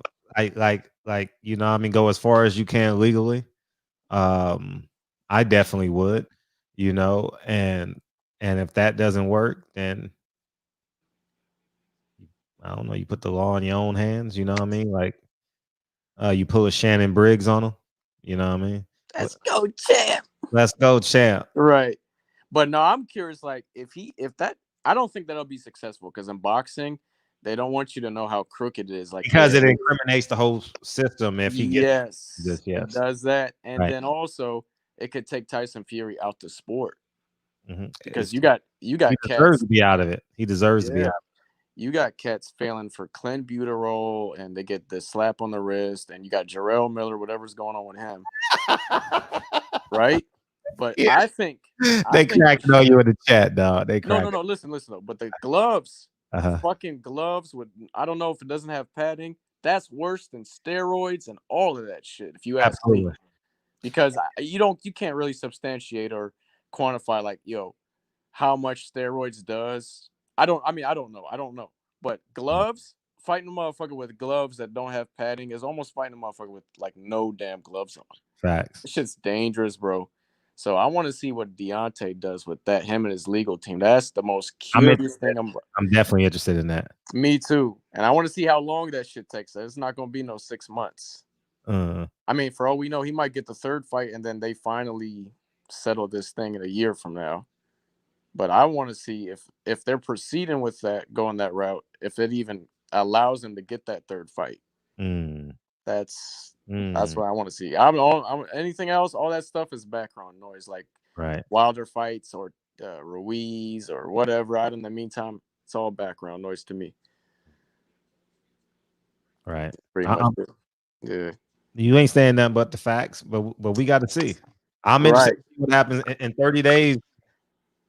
We'll probably reconvene and see where we're at. You know what I mean? I'm real interested to see how this plays out because I want to find out who's on Wilder's side for real. You know what I mean?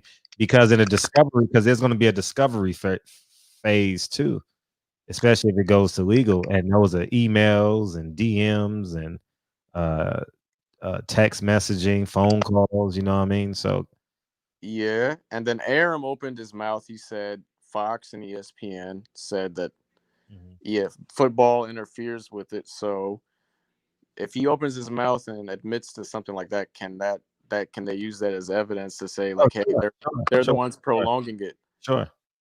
Yeah, that, and then like with welterweights, I want to see what happens after Brooke, Crawford, and then Spence Garcia, because if Crawford's running out of time with Top Rank, where does Spence want to go? Because Pacquiao's doing his own thing. They talk about him fighting McGregor, all this other stuff. I mean, where does he go? Do they try to actually force that fight now with minimal crowd or no crowd? That's going to be interesting to see too. I think they got to go Crawford because Manny Pacquiao is chilling. Actually, Manny Pacquiao needs to be stripped. It's been over a year. He's nowhere down. It's coming up close for Manny Pacquiao to be stripped. So, we'll see. Who's he with? WBO? WBA. All this shit confuses me, man. Oh, yeah. The alphabet. Yeah, they don't ever force those mandatories. I think it's only the IBF they used to. They used to force those rehydration clauses. Yeah, the IBF. And WBC, before they did this franchise shit, they put, they took belts away, I think, and gave people interims or all this other. I don't know what they do now. Yeah, that's a good point. But they won't do that with Pacquiao. He's probably the biggest moneymaker in the sport still, other than Canelo and Wilder. Yeah, but yeah, I think that they should move forward with that fight because I don't know how much longer Errol can hold on to 47. You know, Yeah, go up to 54. You know, and yeah, start living his life. and he's been talking about fighting Canelo. That could Well, be a that fun can't fight. happen. I don't. At Yeah, but 160, what do you think? I don't think Canelo can make 160 Yeah, me too. in one training camp. I think he needs I to don't work think his way so either. down. Mhm. But that would be a hell of a fight in Texas. Oh, that's shit is sold out upon announcement. Yeah. Yeah, or Canelo versus Benavidez, man. Like, man, Sold out upon announcement. yeah, man. I want to see them fights, man. We'll see, man. These cats are just running loose doing whatever. Yeah, we'll see. Yeah. Appreciate you calling in. Welcome to the show, man. Hey, man, I love your show, bro. Oh, that's love, man. Where you calling? Yeah. Oh, where you beaming in from? Count Dracula? Where you beaming in from? Nah, this is Count Arabia. No, I'm here. Yeah. Where you beaming from? I'm in Virginia, like Northern Virginia. Oh, DC you're area. Alexandria. Alexandria. Yeah, like little like Manassas, if you know where that is. I don't know, but No, it's yeah. I know you and Blue were out in yeah. Y'all were in Fairfax. I'm like, I'm not too far away from there. Gotcha. Okay. Yeah, y'all was in the mall, just like messing with the. Hey, y'all take food stamp for a polo. That was fun. We was having a good time there, man. Yeah, we was having a good time. I was about to go run up on her like, "Hey, what's up, baby? Loyal fan." Oh, you should have. You should have. Yeah, I was like, man, I don't know what the hell I was doing that day, bro. Oh, that would have been dope. That would have been dope to meet you. Yeah, it'd be cool to meet you guys, bro. Yeah, for sure. No doubt. We'll be back down there at some point. No doubt. Okay. Appreciate you, big homie. I see you, bro. All right, thanks for the call, man. I appreciate Hey, my you. pleasure, bro. All the time. That's cool, man. We got new people beaming in. That's cool. And you know why they beam in? Because y'all got the courage to beam in and it encourage other people. I got you next, D Hodge. Let me get a call in because I haven't got a call in a minute. And but yeah, man. Here's the catch on this.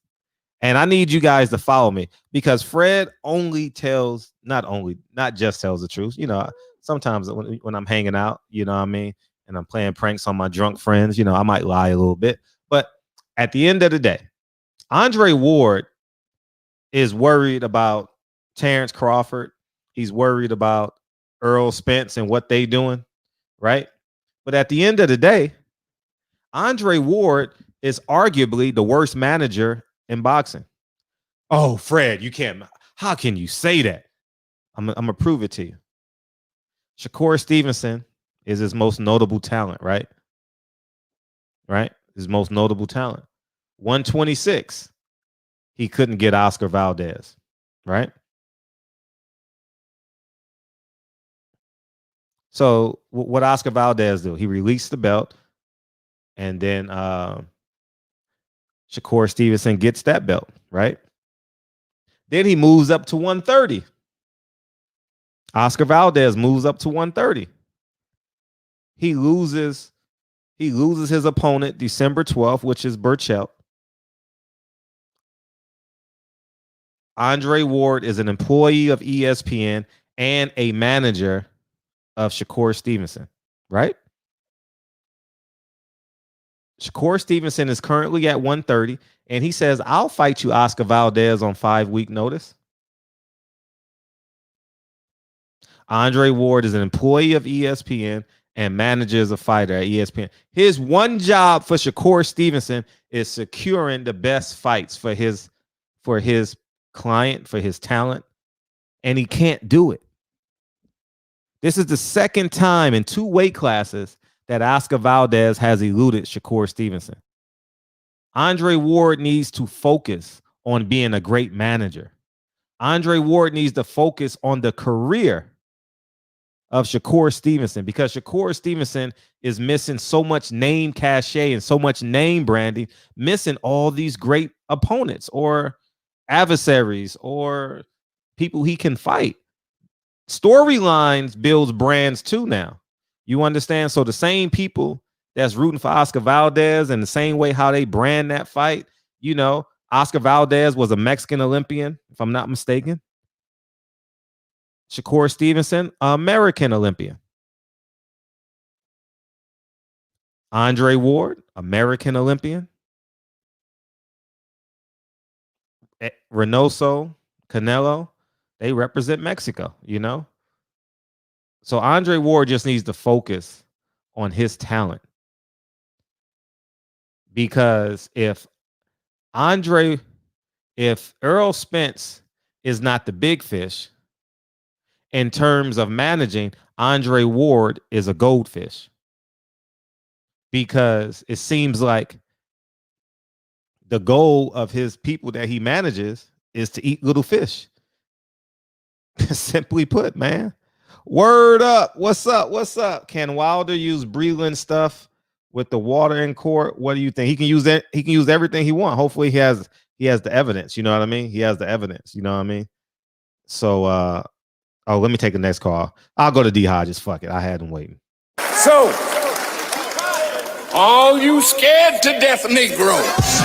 What's up? What's up? What's up? I just wanted to say hi to you real quick because you know I'm here every day and I never chime in, but it's like it seemed like people like when I chime in because I got fans everywhere from all shows. But no, I just wanted to say real quick, Dillian White is still the biggest cheater. PEDs and loaded gloves in one fight.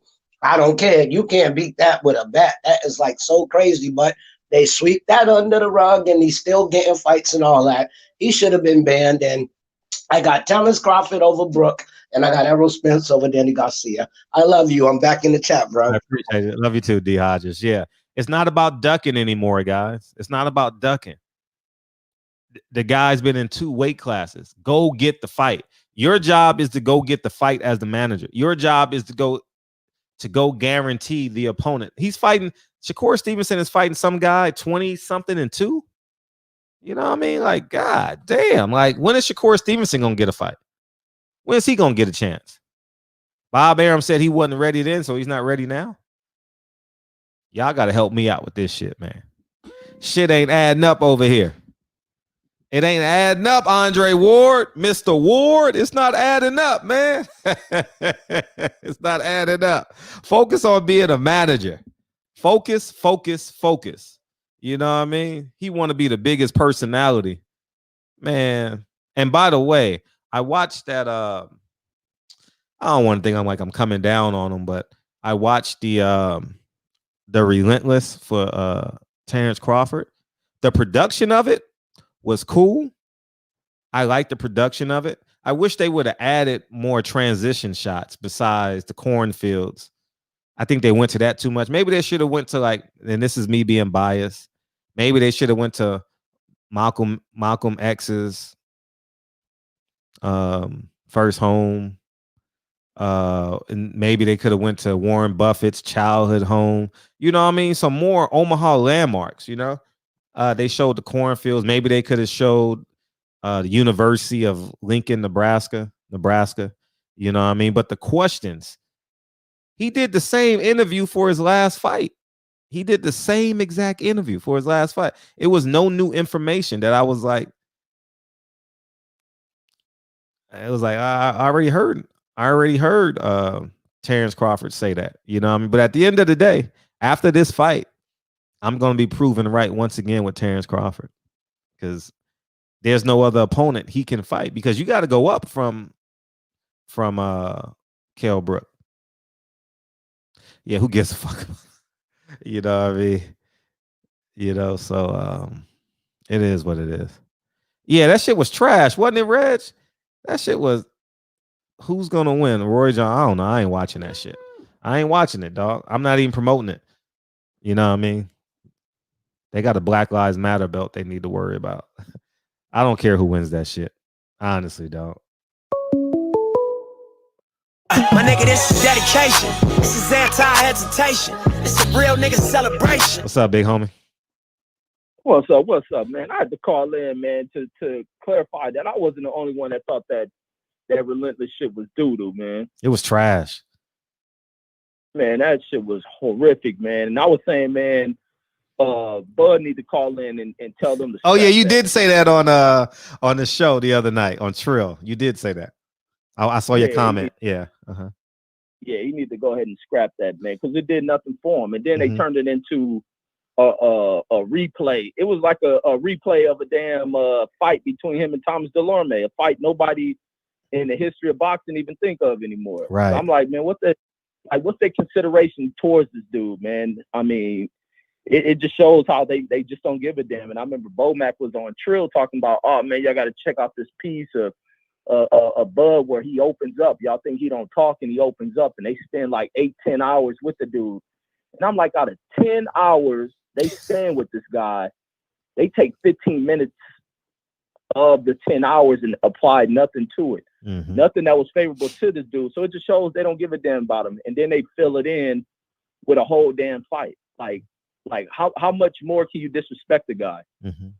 Right. How much more? We know more about damn Tiafimo and Lomachenko, and we're gonna learn more about Pulev than we know about this dude who is sit over there and highly rated within the this fairy tale pixie dust list that everybody's concerned about being on that what is that crap called pound for pound and stuff. Right. I mean, it's idiotic. And then to the dope fiend, man, Tyson Fury, like I was saying yesterday, and I know you listening, Fury, you sniffed the pads about them gloves. He thought it was powder. He sniffed all that shit out. He put the print with his big old Paleolithic era ass nose he got on him with his old ancient looking ass, and then he filled it in with air weights. That's what happened. Straight up dope fiend tactics by dope fiend. Definitely dope fiend tactics with the strength. Definitely. Definitely. So that's what happened, man. That's the investigation. Find the gloves. That's the smoking gun. Mm-hmm. You're gonna see a nose print in there. They filled it in with an egg weight because he sniffs everything that's white. You give him a contract on white paper, he gonna sniff it. That's why you can't find the contract. And the reason why he's saying it expired because he sniffed the shit. He chopped it up, and that's where it's at. It's up his nose and shit. But that's all I got, Fred. I'm up in the chat. I appreciate you, man. Thanks, Reg. Yes, indeed. All the time. Yes, indeed. Tyson 8-Ball Fury. Oh, man. Oh, man. Shakur Stevenson needs to fire his management. Andre Ward can't get him Oscar Valdez to save his life, man. Shakur Stevenson's in the same boat Gary Russell's in, man.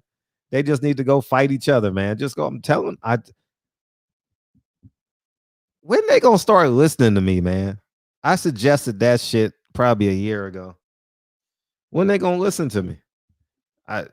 You can see the writing on the wall. People think they're the exception to the rule. If they did it for nine people in a row, they gonna do it to 10 people in a row. You get what I'm saying?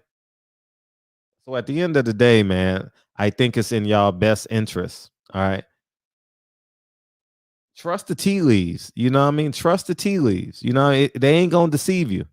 All right? They not going to deceive you. Trust the tea leaves, okay? They're important, okay? If you don't, it's your fault. You know, so phone lines are open. So go ahead. Yeah, so we got Sergeant Dorsey tomorrow. We got Sergeant Dorsey tomorrow, and we got Rizza Islam at 6, and then we come back at 9, and we'll just hang out. And we're gonna have a great show Thursday. Something gonna pop off between now and Thursday. What's up, Bobby? Hey, something gonna pop off between now and Thursday. It has to. It has to. It's too many fucking storylines right now in boxing. Something's gonna erupt. You got this fight. You got Wilder. You got the Canelo situation. You got Errol Spence fighting. It's just too many. It's too many fucking ingredients in this motherfucking stovetop stuff. It ain't gonna come out right. Something gonna pop off, man. You know, I've already had nigga literally coming in shooting up the barbershop. You know what I mean? Fred, what you think about the Sean interview with Blue? It was okay. It was okay. Like, you know what I mean? It was okay.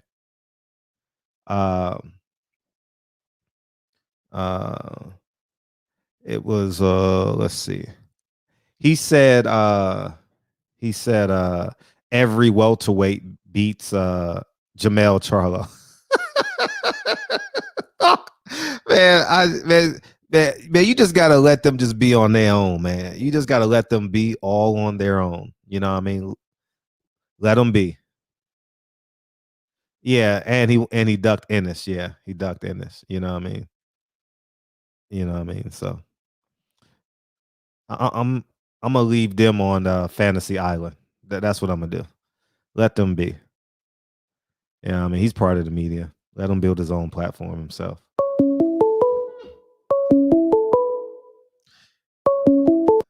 So, all you scared to death Negroes.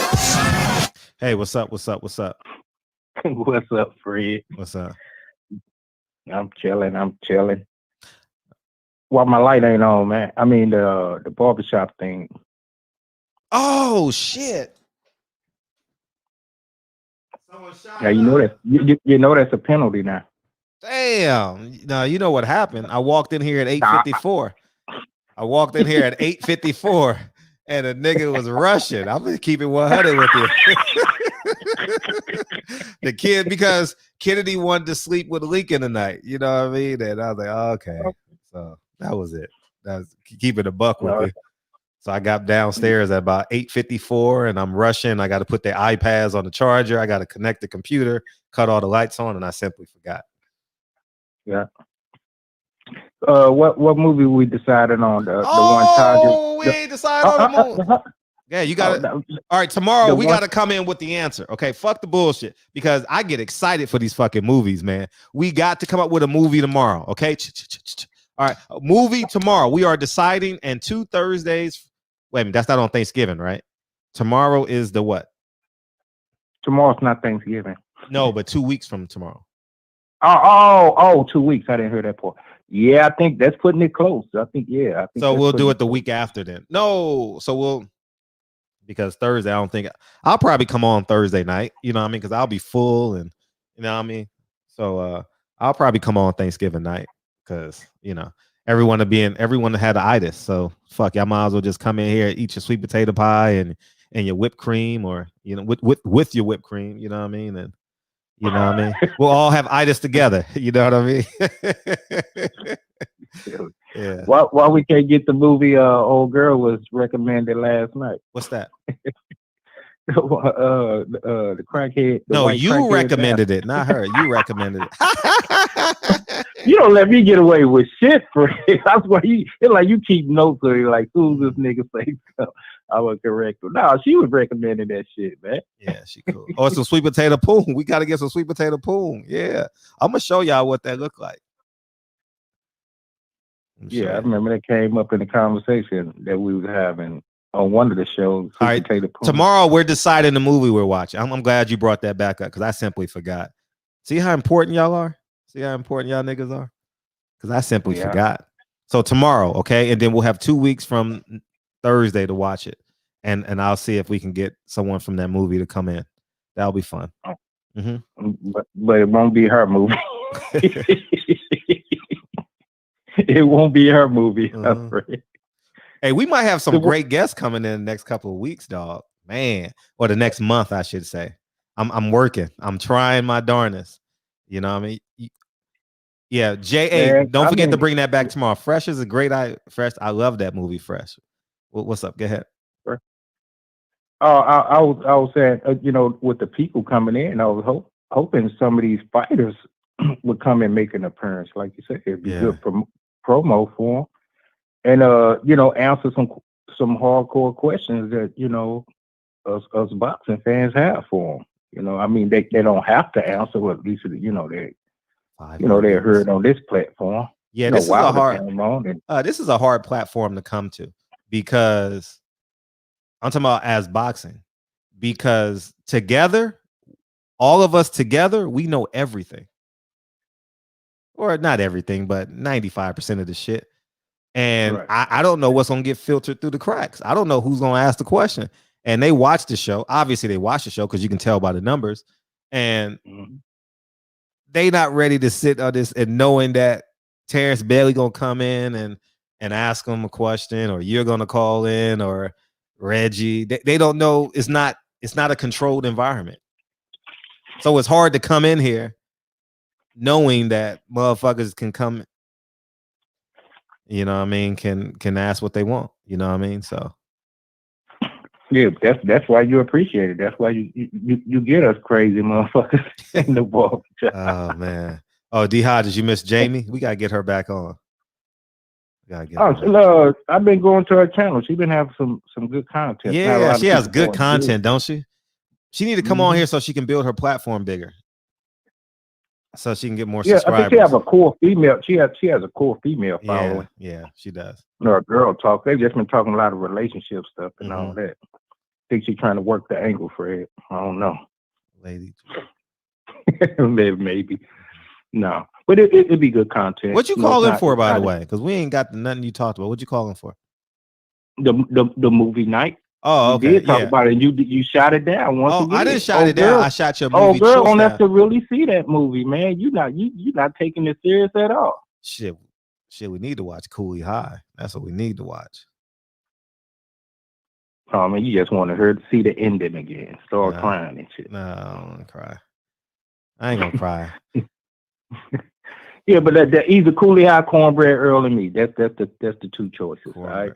Well, bring them back tomorrow. All right, then. Salute to the chat, everybody. Is Reggie Owens going live? I missed his live last night. Reggie, I know he's going live for sure. Oh, okay. Then. He's going live. All right, salute everybody. Appreciate Be safe. Yeah. Bronx Tale is a great movie. Get the door. If she don't reach over and open up the door for you, she's not wifey material. You know what I mean? Fred Hoogum is one of my favorite movies, man. It's Lawrence Fishburne. I ain't seen it in so long. Yeah, Errol Spence Crawford has to happen next year, man. Training Day. King Kong ain't got nothing on me. We also can do Boomerang. We can do Harlem Nights. We can do Coming to America. Coming to America in like 5 weeks, dog. December 18th, dog. I can't wait. December 18th, Coming to America. Can't wait. Fresh. I definitely would like to see Fresh. How you learning? Yeah, we can talk about DB. Call in.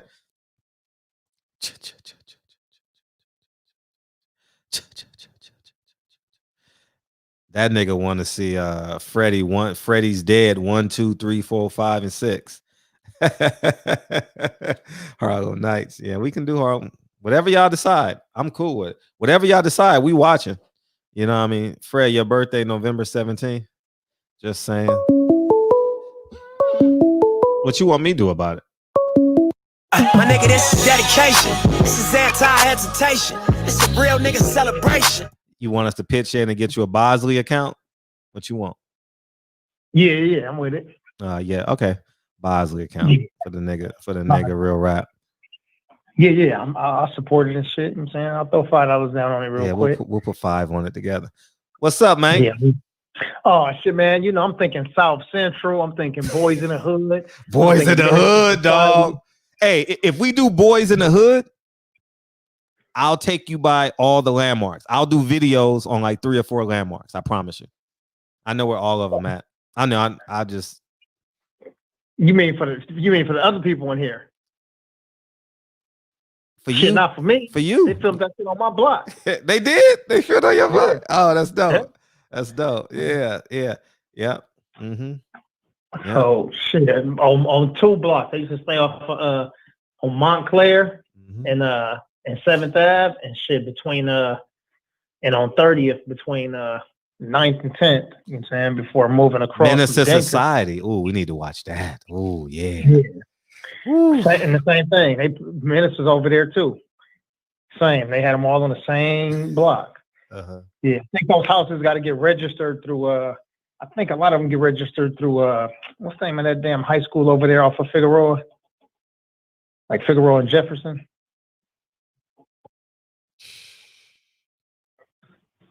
Damn, they got like a Galen Center and other shit over there. Exactly. Yeah. But anyway, they got a film school over there.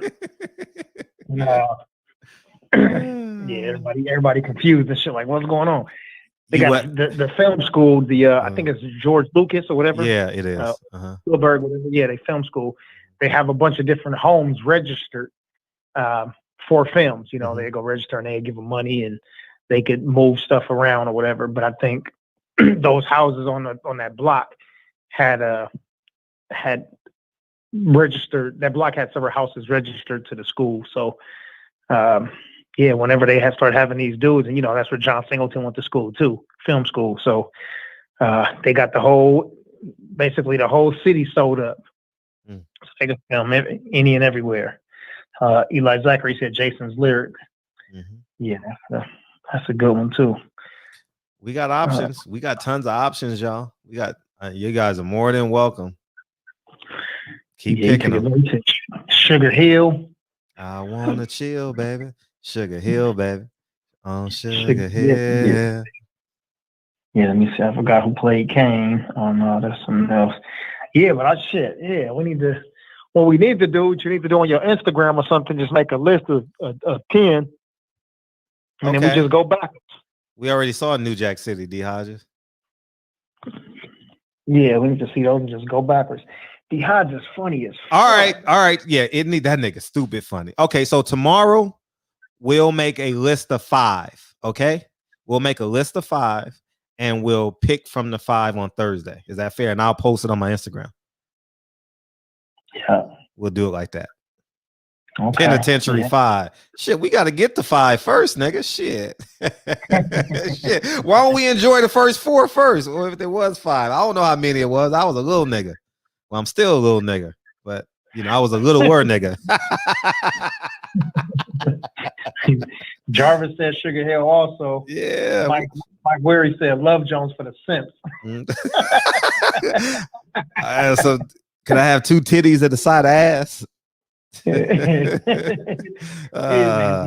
anything now, man. He said Malibu's most wanted. Man. Yeah, Sugar Hill looked like it's winning, man.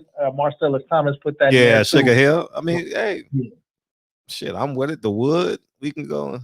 I'll go buy some landmarks over there too. You know what I mean? I know all that shit's at. Heat was a phenomenal movie. Heat? No, we talking about black movies. I know. But you already know who made that suggestion, though, right? Take a guess. Killing niggas and shit, right? Killing niggas. That nigga crazy, dog. That nigga crazy. The motherfucker, dog. Yeah. Rap said, I'm gonna get you, sucker. Yeah, that's a good one too.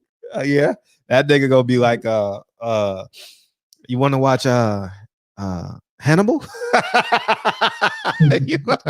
You want to watch Sir Anthony Hopkins?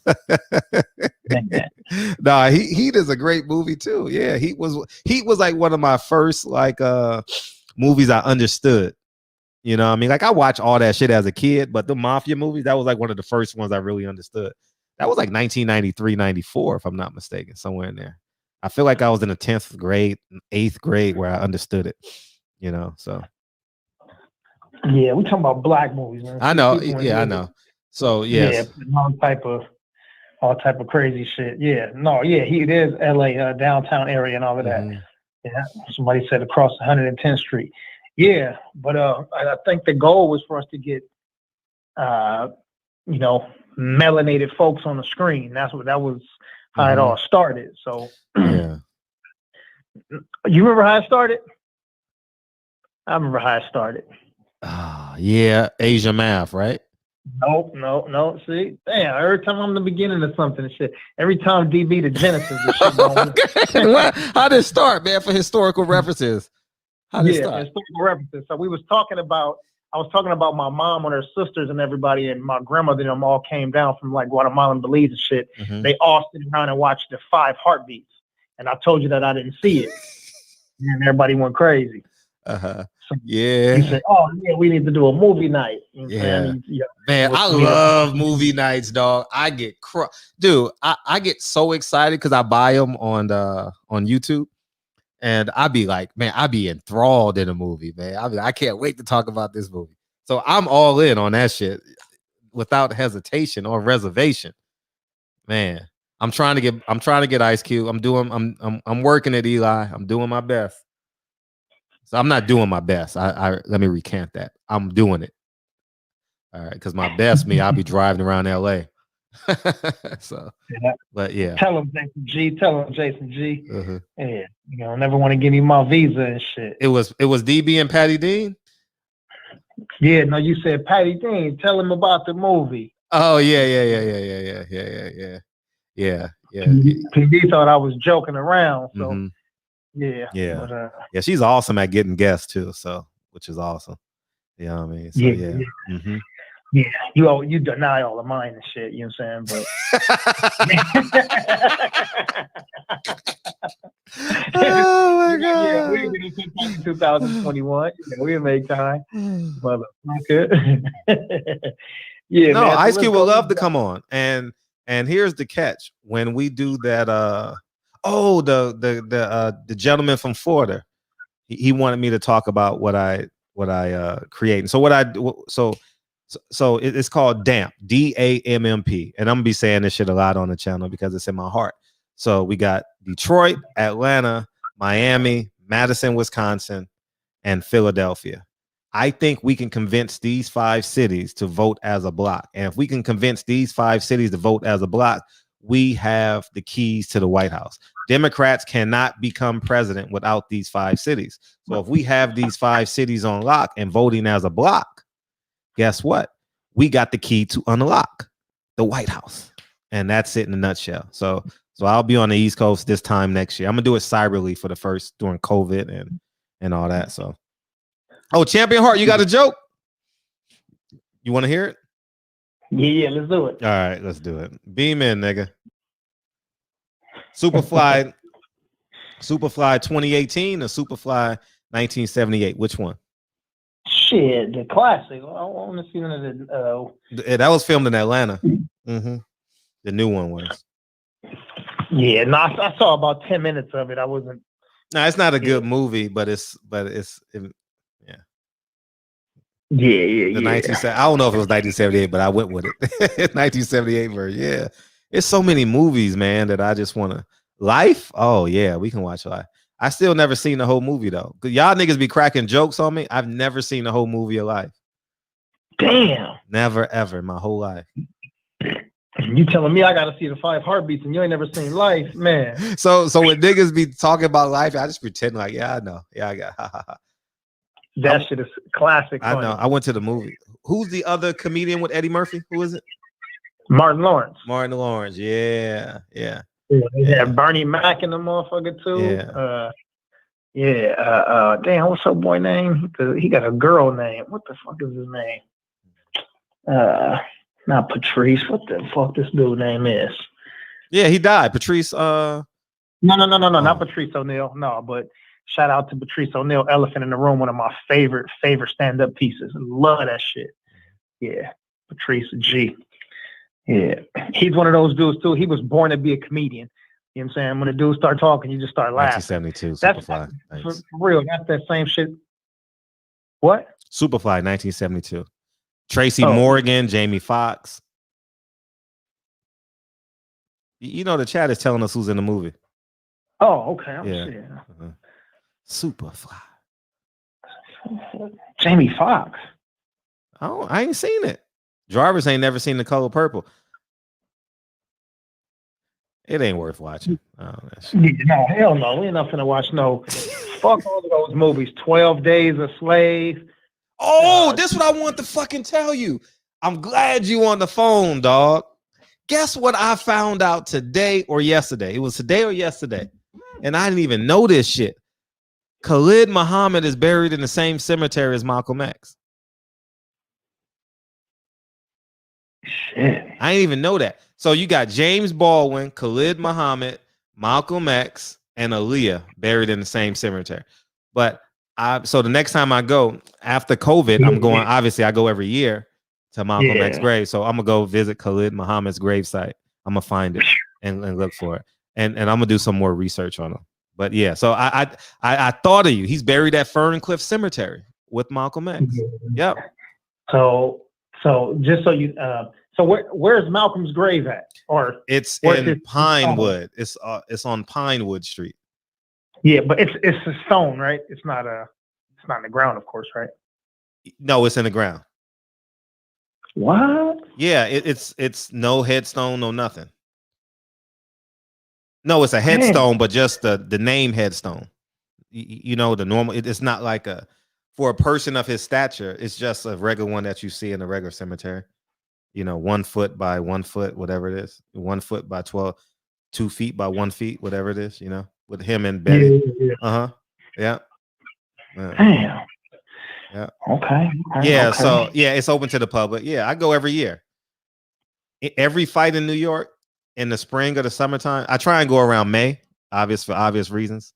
And but COVID kind of knocked that out. So I'll be going next year, sometime in the summer. I want to take Lincoln. Yeah. Do videos, photos. Yeah. You got to do Mike. They had a special with Mike Tyson years ago, and you know Mike considers himself a boxing historian. He knows all the old school shit. But they had a piece of Mike, and he was going to different places. I guess it was I think he was in New York. I'm pretty sure, but he went to tell about 10 different people's grave sites and old houses, and he was just kind of talking about those fighters. So yeah, I'm gonna see if I can find it. I'll send it to you. But yeah, that'd be cool for you to go through there and just do a little video. Yeah, sure. I will. Hey, what up? What's up, brother? What's up, man? All right. Nigga looking like a dark skinned Lala Zato. No, I'm at work tonight, man. I'm calling, man. Yeah, y'all was cooking tonight, man. I was just in the chat, just checking it out, man. But this joke better be good, nigga. This nigga made it his business. This nigga made it his business. Hey yo, you know the little nigga in the back of the class, the one that used to look like me and shit.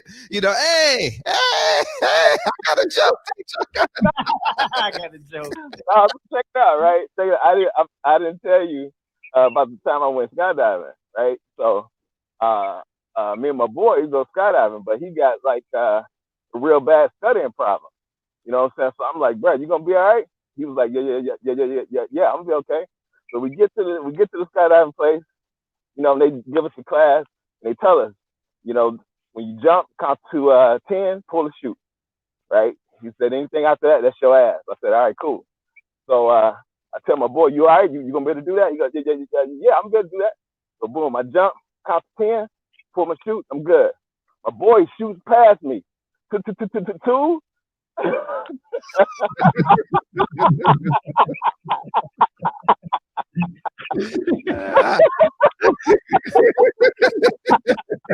knew it was coming, but yeah.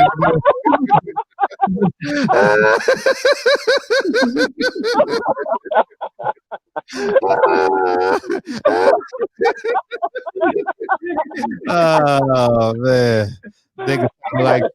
niggas sound like Sean Porter and shit.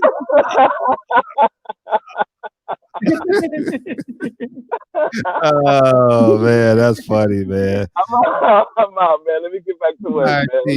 Peace. Hey, man. I get with y'all, man.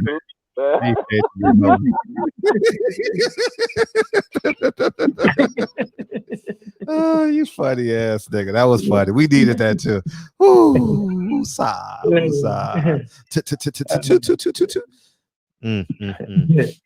Yeah. Man. Let me jump back on these motherfuckers, though, man. So with Andre Ward, man, I'm not surprised at Andre Ward. You know what I mean? Like, this is who he is. You know,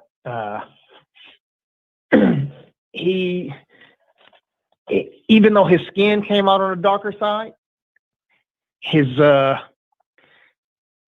way that he moves is of the other side. He's just I don't even want to say a weird dude, because Andre Ward is a smart dude. Mm-hmm. You know what I mean? Like, that's the part that's upsetting, because he's an intelligent brother.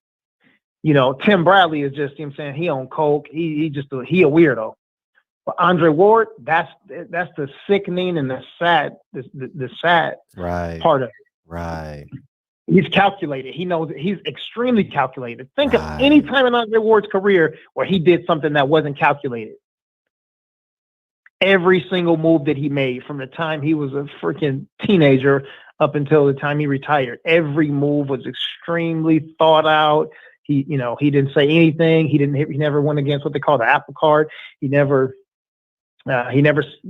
tried not to ever say anything that was controversial or things that could go against him. I mean, he played his cards right. He tried to, because he wanted to be the squeaky clean guy, but he was all the things that they, I'm doing the air quotes, say that he should be, right? He was an Olympian. I mean, you can't get more patriotic than that, according to these people, right? He married his high school sweetheart, beautiful wife. He's a good old Christian, his name is Son of God. Got this, the same, all his kids by the same woman and been married and no infidelity problems. 5 beautiful kids, if I'm not mistaken. 4 or 5 beautiful kids. Yeah. All the things that they say that a person should be to be the perfect American, right? He's all that, and the shit still didn't work out in his favor because racism played its part. And, bigotry played its part, and it didn't work out in his favor. It came down to him fighting against Triple G, and the fight didn't happen. Now, we could say the same thing about Andre Ward, right? We can go, well, shit, you never fought Triple G. If you wanted to fight, you would have made it happen. See, but I'm pretty sure he don't want that to happen. You don't want that, right, Dre? He over there listening to his phone, shaking his head like, here we go again. Listen, man, we love you, man, but come on home. You're a brilliant brother, man. We just want you to come back home. That's it. Quit playing for the producers of your show. You already a rich man. You don't need that extra, couple of $100,000. It's big money to us, but man, that ain't nothing to you. Come on home, Dre. Have some integrity, Andre. Yeah. So anyway, it doesn't surprise me at all, man. And then, you got to think about it. I can't remember who said it earlier, but it was all about Terence Crawford when they were talking about the best welterweight. Tim Bradley and Andre Ward are been longtime friends of Crawford. So of course they're gonna do everything in their power to promote him and make everybody seem like they're afraid of him. Bud said at his own mouth that EJ wasn't afraid of him. He knows damn well that ain't the truth. But and God, man, I hope Shakur, because that's his crew too, man. I just like that him. he don't go to. I'm a huge fan. I love Shakur, man. I think he's a phenomenal dude. I like his character. He's charismatic. You know what I mean? Like he's a hell of a boxer. But hanging around those dudes, man. They say you hang around 4 broke friends, you're bound to be the 5th. Hang around those fucking weirdos, and you're gonna start acting like a weirdo too. Right. I just hope that. Maybe he'll have to make a management move. I don't know. But anyhow, it just don't surprise me, man, with Tim Bradley and Andre, son of Judge's Ward, son of God. But what was the other one? So I got something. So I just got something, but go ahead. No, go ahead. I was just thinking about Deontay Wilder. I was thinking about that weird guy that kept on making his comments about how he loves and likes Deontay Wilder, but all he could say is negative things, but start by saying I'm a fan. Remember that old saying back in the day what racists would say? But some of my best friends are black. Mm-hmm. Yeah. So I noticed that weird dude too started when we started naming all the movies. I'm not even gonna go into it, but you should have saw the 3 movies that he named. Oh no. But here this guy go. I see. Yeah, get up out of here, man. Damn, I had something to say about. So I'm gonna show you guys the progress of the logo. Okay, tell me what you guys think. Okay. Yeah. Okay, cool. I'm gonna post it so you guys can see it. I just got it back from the editor, literally just right now. Tell me what you guys think of this.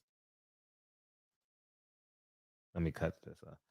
Tell me what you think of it. So I think we can win these 5 cities, and obviously these are people in the city, right? So the roadmap is red, black, and green. You know what I mean?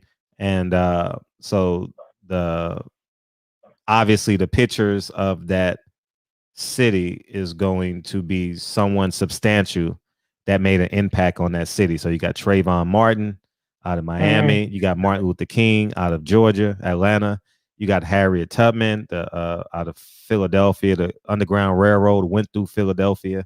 You got Detroit Red, Detroit, and you got Vale Phillips out of Madison, Wisconsin. So it's coming together little by little. So, and it's called the Overground Railroad, right? So, and it's coming together. So we piecing this shit together, piece by piece by piece. So that's what it looks like thus far. So we putting it together. I dig it. We putting it together. Putting it together, man. This gonna be our life's work. I'm holding everybody accountable to this motherfucker. You know what I mean? I'm getting excited. It's gonna be an exhausting task. You know what I mean? To get a handful of million people to say, you know what, we're gonna do this shit together. So, but I believe in us, so we're gonna get it done. And so that's what it is. Oh, and that's what I wanted to in the super chat. Let me get not the super chat, but the Cash App. Jason in the Cash App says, how about The Walking Dead? The Walking Dead. Go ahead. Black nigga. Black. All right, I'm gonna start putting some Bruce Lee movies in there for Lincoln and Kennedy and shit. Fuck y'all. We're gonna Bruce Lee what? Walter? What?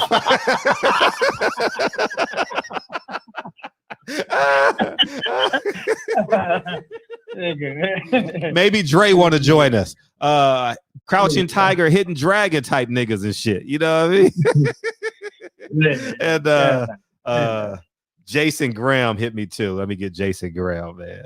I appreciate you, Jason. I genuinely appreciate you. He said, let me get his quote right now. Los Angeles own Jason G in the building. Yeah, appreciate you, mate. Let me get his quote. Oh man, Crouching Tiger, Hidden Dragon. That's funny to me. I don't know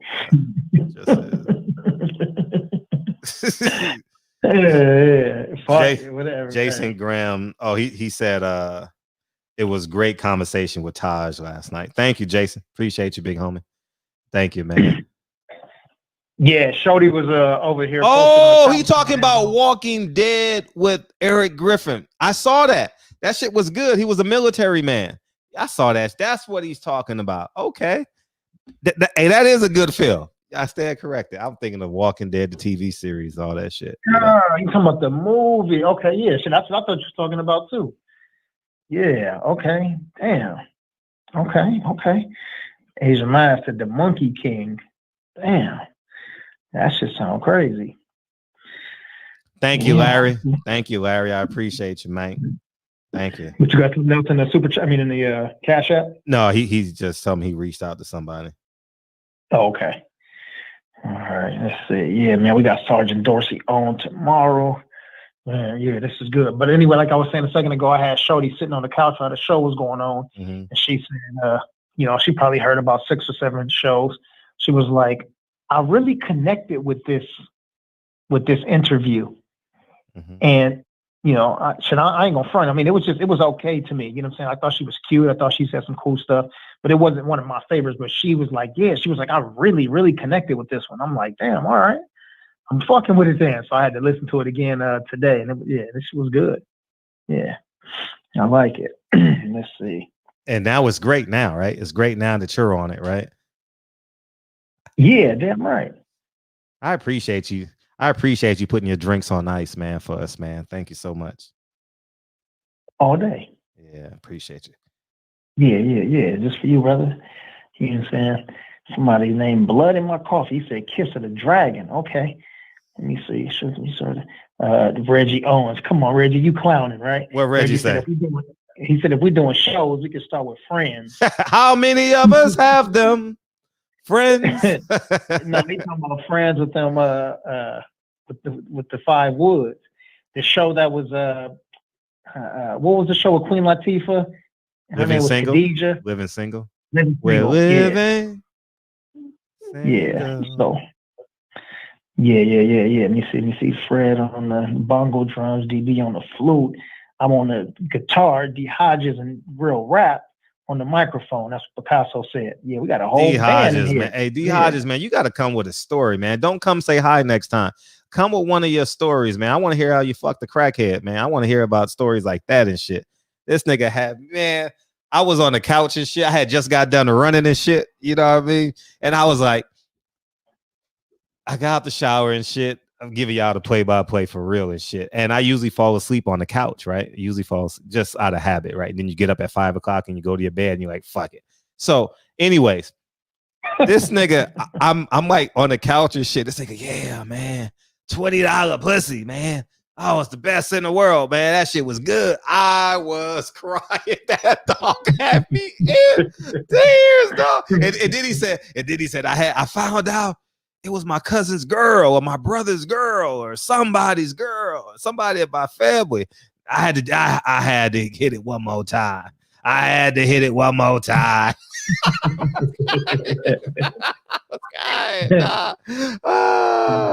wasn't supposed to replay his story. Shit. The whole world, though. It's on Reggie Owen's Instagram. It's on Reggie Owen's YouTube page. D Hodges is a riot, dog. Man. We need a D Hodges. I'm not snitching, niggas. Public information.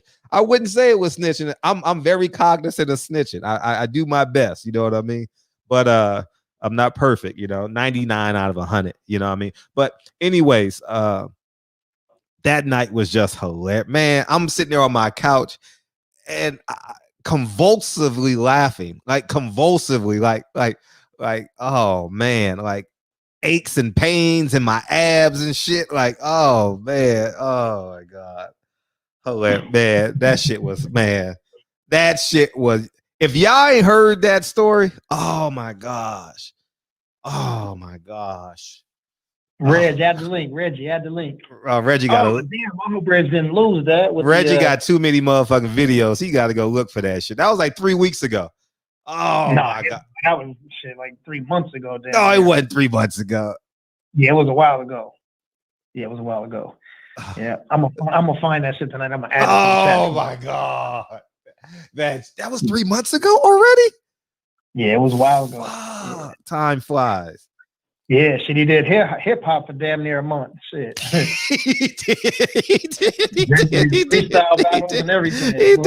did. He said, well, if you want me to be honest, hey, who was that that just said that shit was trash? Wait, who was that? Oh my god. It was the Real Rap show where Real Rap had a good song. But was it that one? Shit, it was a H Money. Real Rap.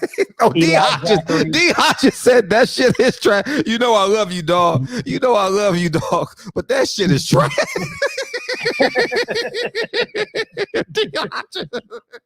Oh, he was talking to H Money. H Money wanted to shoot him. H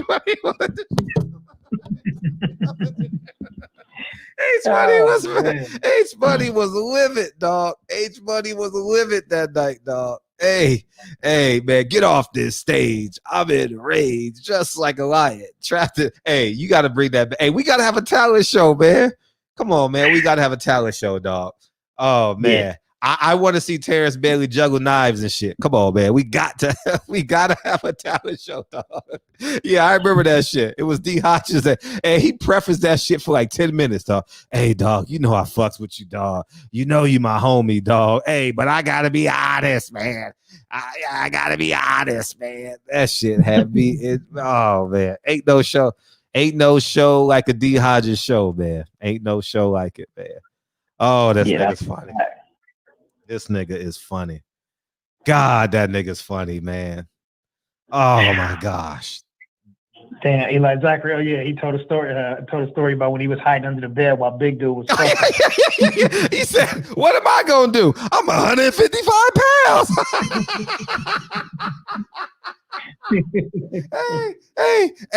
Hey, Reg, please, God in heaven, make a D Hodges playlist.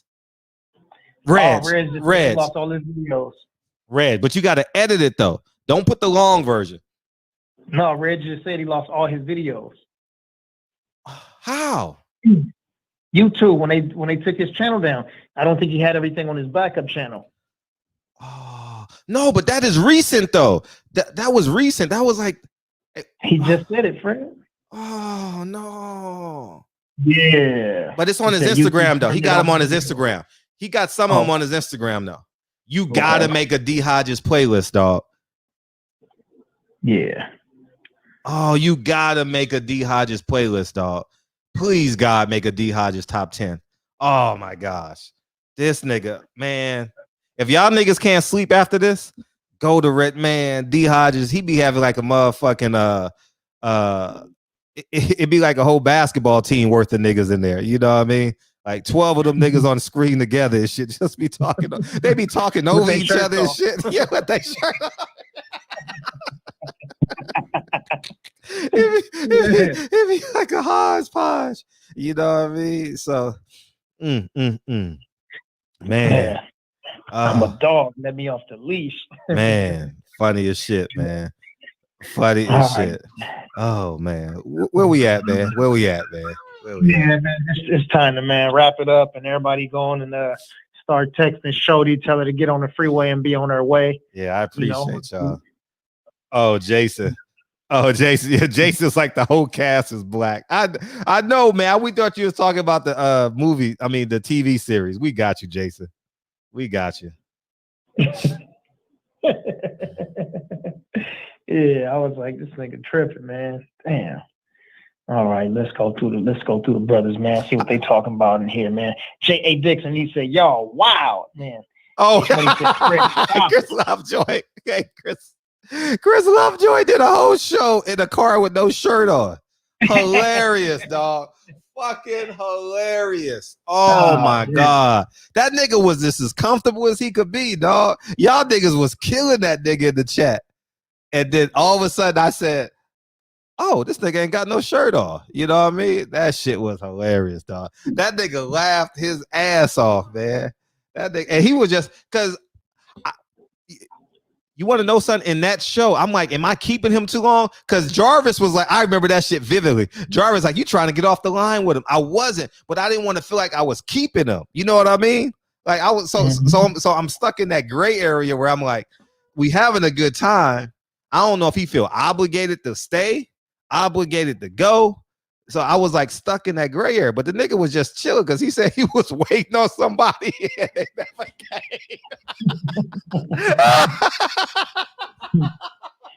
Damn. No, he said, hey, but his response, I don't think they coming or some shit, man. Man, we done had we easily got a top 10 on this motherfucker. Nigga got shot today on the show and shit. Like, dog, you can't make this shit up, dog. You can't make, man. Niggas was dumping in the shop tonight, man.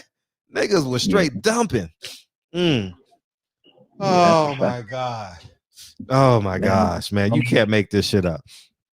Oh my God. Hey, I gotta edit that shit out, man. That was a funny ass show. That last hour was funny. That shit was hilarious, though.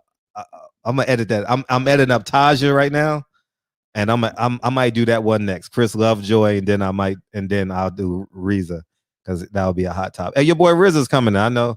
Do you know him personally? Do you know him or just know of him? No, I met him before. I did some work with him. Damn, when was that? Shit, damn. Oh, when shit. As a matter of fact, the day I was supposed to meet with you at on 3rd Street, but I ended up going down to Compton. Okay.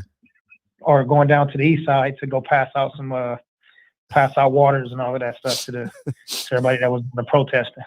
He said Lovejoy fought all the Maíz men in Mexico. Nigga 19-0 at 19 knock. Hey, that nigga did his thing, man. He promoted himself all the way to the UK. Yeah. Good night, Black Man and DB. Great show, man. This is the livest. Yeah, this the livest show on the net. The OG Big Brother Dre finest. Oh man. Yeah. Hey, H Money versus the one boxing trainer had me dead. Hey, what's H Money versus the one boxing trainer? Which one was that? Oh, when Coach Kev, the first time Coach Kev called in, that one? That what you talking about? Oh, how about Batman? He's talking about Batman. Oh, Batman. Yeah, that shit was funny. How about when a nigga was shadow boxing with gloves on? Oh, dead. Yeah, he 6'2", 200 pounds. No, I'm 245. 247. Oh my God. Oh man. H money. Ock. Oh yeah. Man, too funny, man. That shit And was. man, listen, real quick before I get about. All right, let's get out of here. What's up? What's up? Before that, man, what's up with Gary Russell Jr., man? The Yeah, dude is back at it again. Yeah, he man. got to get he got to get a fight, dog. Gary got to get a fight, dog. Like Gary got to get a fight. Yeah, he got to get a fight. He got to get a fight. He got to get a date. He got to get a date. Al, give Gary Russell a date, dog. No. Quit putting everything off on Al. Hell no. Don't put everything off on Al. Shit, Gary Russell Jr. don't want to fight. Gary Russell Jr. want to hold on to a belt so he can say he's been the longest reigning champion in boxing. Gary Russell Jr. needs to quit blaming everything on everybody. Listen, we understand, man. When your pops is sick, we understand. You got to be by his side. But shit, I mean, you know, now you're on the internet, you're on social media, you're on Instagram, you're on Facebook. Shit, he even on MySpace talking shit. You know what I'm saying? Like, come on, homie, get square up with somebody. You know what I'm saying? Get in there with somebody. Quit talking about, oh, he's fighting Gamboa. Will you fight somebody with a name we know? And he talking all of this shit about Dev not getting a knockout. And shit, you acting like you a knockout artist. You out there going the distance with everybody. You know what I'm saying? Who you finishing? You know what I'm saying? We love you, homie, but damn, like don't quit throwing stones, man. And your house is made of a brand new fucking glass. Man, come on. Come on. Anyhow, well, man, we love you. We gonna support you, but yeah, get off the bullshit. Yeah, this the gold in the show, Asia. Every night we find it. Every night we say Eureka at some point. You know what I mean? Yeah, that shit was, man, that shit was. Where's she at anyway? I ain't seen Eureka in a minute. Who? Eureka. Oh, I don't. She's Eureka. Text me address. She'll be leaving here in about 46 minutes. She was thick on me. Yeah, but yeah, Gary, man, come on, man. You got to get in the ring with somebody, man. All that. Yeah, matter of fact, Gary Russell Jr., here I got a little idea for you, man. Start a hat line. You know what I'm saying? You could do fedoras, you could do baseball and all that. All caps. There you go. All caps. You know what I'm saying? Get in the ring with somebody. Damn, man, it's that bad. Gary Russell. Hey, but that shit, he said Gary Russell called him out on MySpace. Man, gotta get a fight. Now it's time to knuckle up. Now it's time to knuckle up. And now it's time to get a fight. He better be on the schedule in January. You know what I mean? J.A. Dixon, what's up, man? Oh man. J.A. Dixon, what's up, man? What's up, man? Gary fighting for the belt on IG and stepping on Floyd's toes publicly to save face. Fight or shut up. Absolutely. Yeah, it's time to get a fight. It's time to get a fight. I would agree. It's time to get a fight, and hopefully he got something coming through the works. You know, because I root hard for Gary Russell, man. You know, I'm a huge fan of him. So hopefully he has a fight. But now it's time. Now it's time. Yeah. Drink my water. Say who's trying to fight him? Shit, man. Listen, he can fight Death. You know, I mean, he said it his own self. He said in his live stream or his rant or his post or whatever you call it, he said today, he was like, man, I should have just avoided all of the what's the name of the damn? I should have avoided the term sheet and I should have just signed the fight. So that proves right there that, man, he really didn't want the fight to happen. He said he's still on Terence Crawford. You know, I mean, listen, like I said, I ain't no disrespect towards Gary, but don't talk about the young dudes that's in here getting it in. Tank just fought. Dev just fought. They fought against name opponents who we've been asking them to fight, right? So now it's his time to fight somebody. Fight one of them, and don't say you want to fight them and then start asking for the biggest bag in the world, because that's the easiest way to, you know what they say, pricing yourself out. Get in the ring with these dudes. If you can beat Tank and you can beat Dev, especially the way that you say that you can beat them, the bag will come to you. That's a guarantee. If you beat those two dudes, the bag will come to you. Beat those dudes, and I guarantee you, anybody else you fight that ain't melanated, it's going to be the biggest fight in the world because they going to hate you. And then you can get in there and fight against Leo. You know, then you can get in there and fight against what's his name? Ryan Garcia. You know, you can get in there and fight against Abner. Man, there's plenty of them, but man, it can't be everybody afraid to fight you. You know, get in there and get that rematch with Loma. You know, if he was knocking people out, it'd be different. Be like, damn, people don't want to go in there with Gary and get knocked out. But shit, Leo just got in there with Tank. So if you got in there with the hardest hitting dude at the smaller weights, I'm pretty sure the fight with Leo could have been made. But anyway, man, this ain't a shit on. No, we're not shitting on him.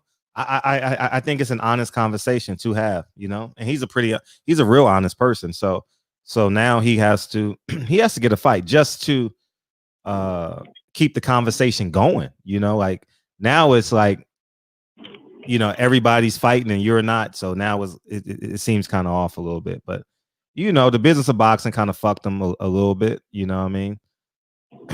I agree with that, but it can't be one of those things where every single person is afraid to fight you. Well, then just fight somebody. If that's the case, then get in there and fight against JoJo Diaz. Or get in there again. Mm-hmm. He got to get a fight. Fight against Cyclops. He got to get a fight. Oh, but yeah, you got to fight somebody. He got to fight. He got to fight. He got to fight. Yeah. Yeah, facts. Anyway, man, let's run through this, man. Michael Greenwood, he said Gary Russell is done. X him out now. Well, I don't think he's done. He's still one of the most talented fighters in the game. The dude got fast hands. He's got skills all the way around. He's just not a knockout artist, but man, he got skills upon skills. I think Gary Russell got a whole lot that he can still show, for a bit of time, because he hasn't taken a lot of damage because he's got good defense. But less lip and more fists. Easy. Yeah, Mr. Vegas said Gary attention whore. Yeah, I mean that's what it seems like. Jim Broadway, Gary just wants attention. Look, back to back with Mr. Vegas. You're right, Jim. They're coming out. Yeah, I told him. I actually told him about a month ago that it's gonna change on him. Like the fan base gonna change on him now. You know what I mean? Like, damn, what's up? Now we need proof of concept. Yeah, damn. Boxing Conversations. Reggie Owens said Gary Russell wants to fight a Tio from a village in Peru. Tio fights in a bar after 2 drinks. Gary will call it a title defense. God damn. We'll get him on. I'll call him. Or he'll call me when he's ready to come on. He'll call me when he's ready. Because he did an interview with Fanon and he did an interview with AB Boxing News. So he'll come on when he's ready. Yeah, he'll come on. Just let Tank, Ryan, Dev, let everybody get tied up with somebody, and then he'll come on. Oh, J.A. Dixon in here. Eli Zachary talks everything. Hey, that shit is funny though. Word up, dude. 88. Yeah. Word up, dude. 88. Yeah. Andrew Charles, AC in the building. Real rap here. No, you funny as hell, Lil Man Prophets, in my friend's voice. He's an independent variable.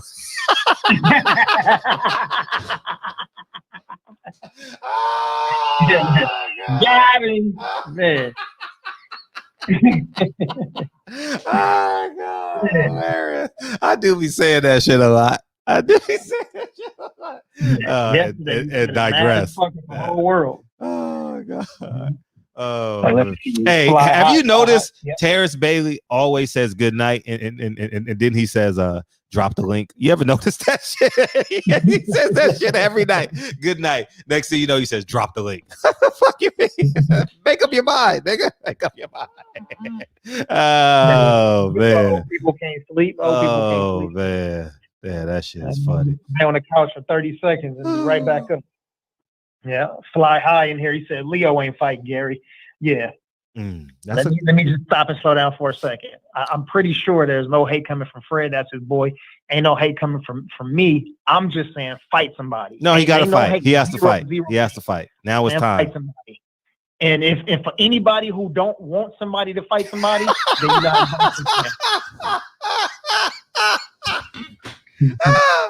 read word up. Word up. Let me see. H-Money Lowland. Word up. Gary Russell versus Layla Ali for the intergender belt. God damn. Hey, he said, Usyk. Man, Gary, come on, man. Gary, it's time. It's time. I got Gary's back though, but y'all niggas funny though. It's time for him to fight. What he said? I'd be writing down vocabulary words during the show.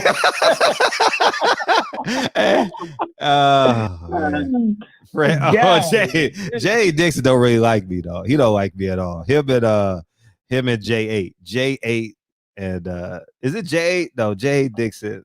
Who else be killing me in the chat? It's another nigga that just be going hard on me all the time. I think it's Jay. The best I think it's Jay. No, I'm talking. I know. I don't mean it for real. But J.A. Dixon gonna call you out though. Yeah, he is. Bullshit. He's gonna let you know. Yeah, man. Yeah. Oh man. It might be Philip H though. Philip H the same way too. Philip H. Yeah, Philip H. Yeah, definitely Philip H. Yeah. Shout out to They Philip can H. put dirt on my Definitely name. No, it's not hard. you, Jay. It's not you. It's Philip H. I think it is. I don't know tomorrow. I'll say something stupid and hey, as soon as I say something stupid, the nigga be like, say something sarcastic, and I'm like, damn. Terence Betty said, Fred, I hate your ass too. Nigga be like, I'm going to bed. Nigga, I'm going to bed. Drop the leg. Hey, right. Somebody, hold on. Some of y'all be hella. I know I'm a sensitive ass dude, but some of y'all dudes be sensitive. I didn't say there was no hate.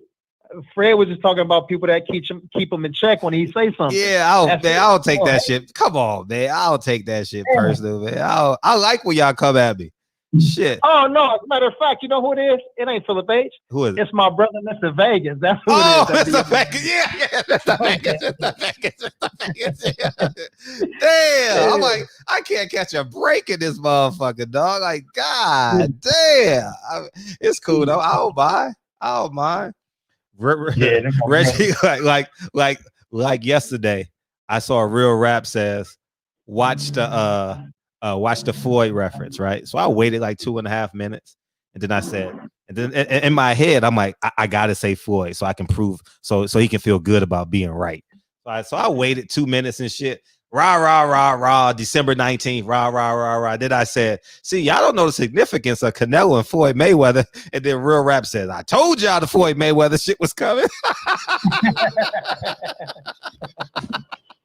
In my head, I'm like, nigga, I set you up for that response, nigga. Fuck wrong with you. Yeah, you know, Real Rap ain't gonna let you get away with nothing. Oh, God. Everything. Yeah, let me run through these names. All right, go ahead, dog. Go ahead. Yeah, Real Rap, Champion Heart, Mr. Vegas, Philip H. Picasso. Let's see, Eli Zachary, Drink More Water. Drink More Water said crickets. He said nobody trying to fight Gary Russell Jr. I'm waiting on the names. Yeah, we got you, bro. I'm gonna give them to you in the next 72 hours. Lonnie DiCarlo in the building. So just so everybody know, DiCarlo's way. That's my brother Lonnie DiCarlo, the other plant-based brother in here, right on. Let's see, Reggie Owens still in here. Reggie going live, the funniest man out here, D Hodges. Yes, sir. Asia Matthews said Gary wants to fight Apollo Creed. Damn, got him. B the guy still in here. Jay Dixon and J8. Let's see, Trap Lord, my brother Jim Broadway in here. Word Up 88. We see you, man. He said Gary versus Scooby Doo for the Cartoon Network light heavyweight gold medal. Damn. Oh man, y'all niggas are funny, man. Low man Prophet up early on the other side of the world. Let's see. I think that's about it, man. Everybody else done fell off. I see Mary, you still in here. What up with you? 72 hours later, still waiting on SpongeBob. What's up, Damalo? What's up, man? That East Coast, baby. Go ahead, DB. Yeah. David the Real Thomas. H Money still in here. Gary versus Leroy. Versus who? Leroy, nigga. Oh, yeah. Showing up. That nigga caught a bullet. Nice teeth. I want to catch a bullet with my teeth. Who wrote that shit? Like, if that shit was on screen today, niggas would be looking at that shit like, nigga, please. You ain't catching no motherfucking bullet, no fucking karate uniform. You know what they would call it? What they call it? The Avengers.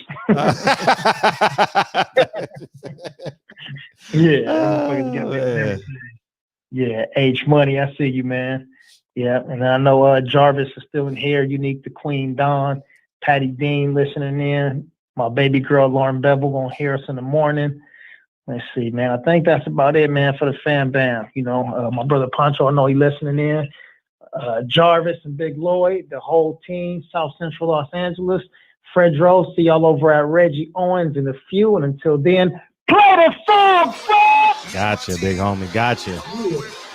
D Hodges, man. We need a D Hodges greatest hits, dog. We need a D Hodges greatest hits, man. We got to, man. Pull the tank. Hey, what's that nigga say in that movie? What is that shit called? What's that shit? I'm drawing a blank right now. What the nigga say? Tank. What that nigga say? Pull the tank. What that nigga say? How you say it? Huh? Booty tank. Oh man, that shit is funny as hell. Oh man, but so you like the way the logo is coming? It's coming along. Yeah. SSC, what you think about the logo? Boxer Straight Right. What you think about the logo? I like it. I'm digging it. I'm about to build a website and all that shit, Instagram and all that. And we gonna rock out. Oh man, what's up, people? Hernandez? Where you at, people? Oh man, you was on the phone for an hour. I watched. Let's see, 52 minutes. That's a lot. Hey, I'm telling you the truth. Hey.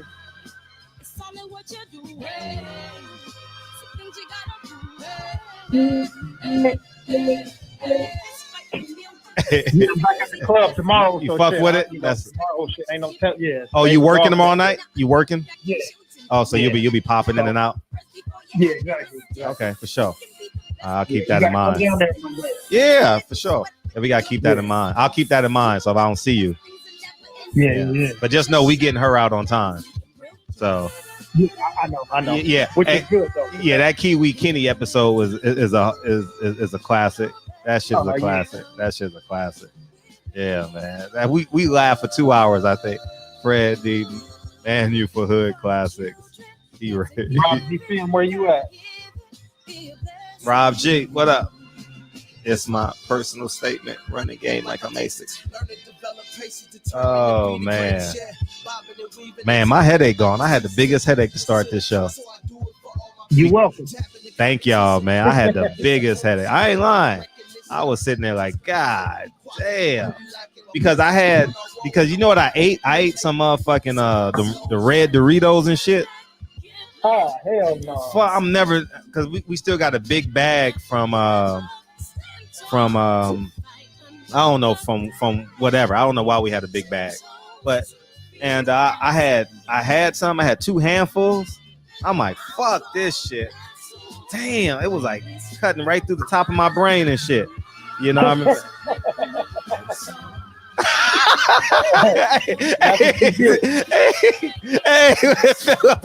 Hey, where? Oh, it's on my. Hey, that shit is on my. Hey, dog.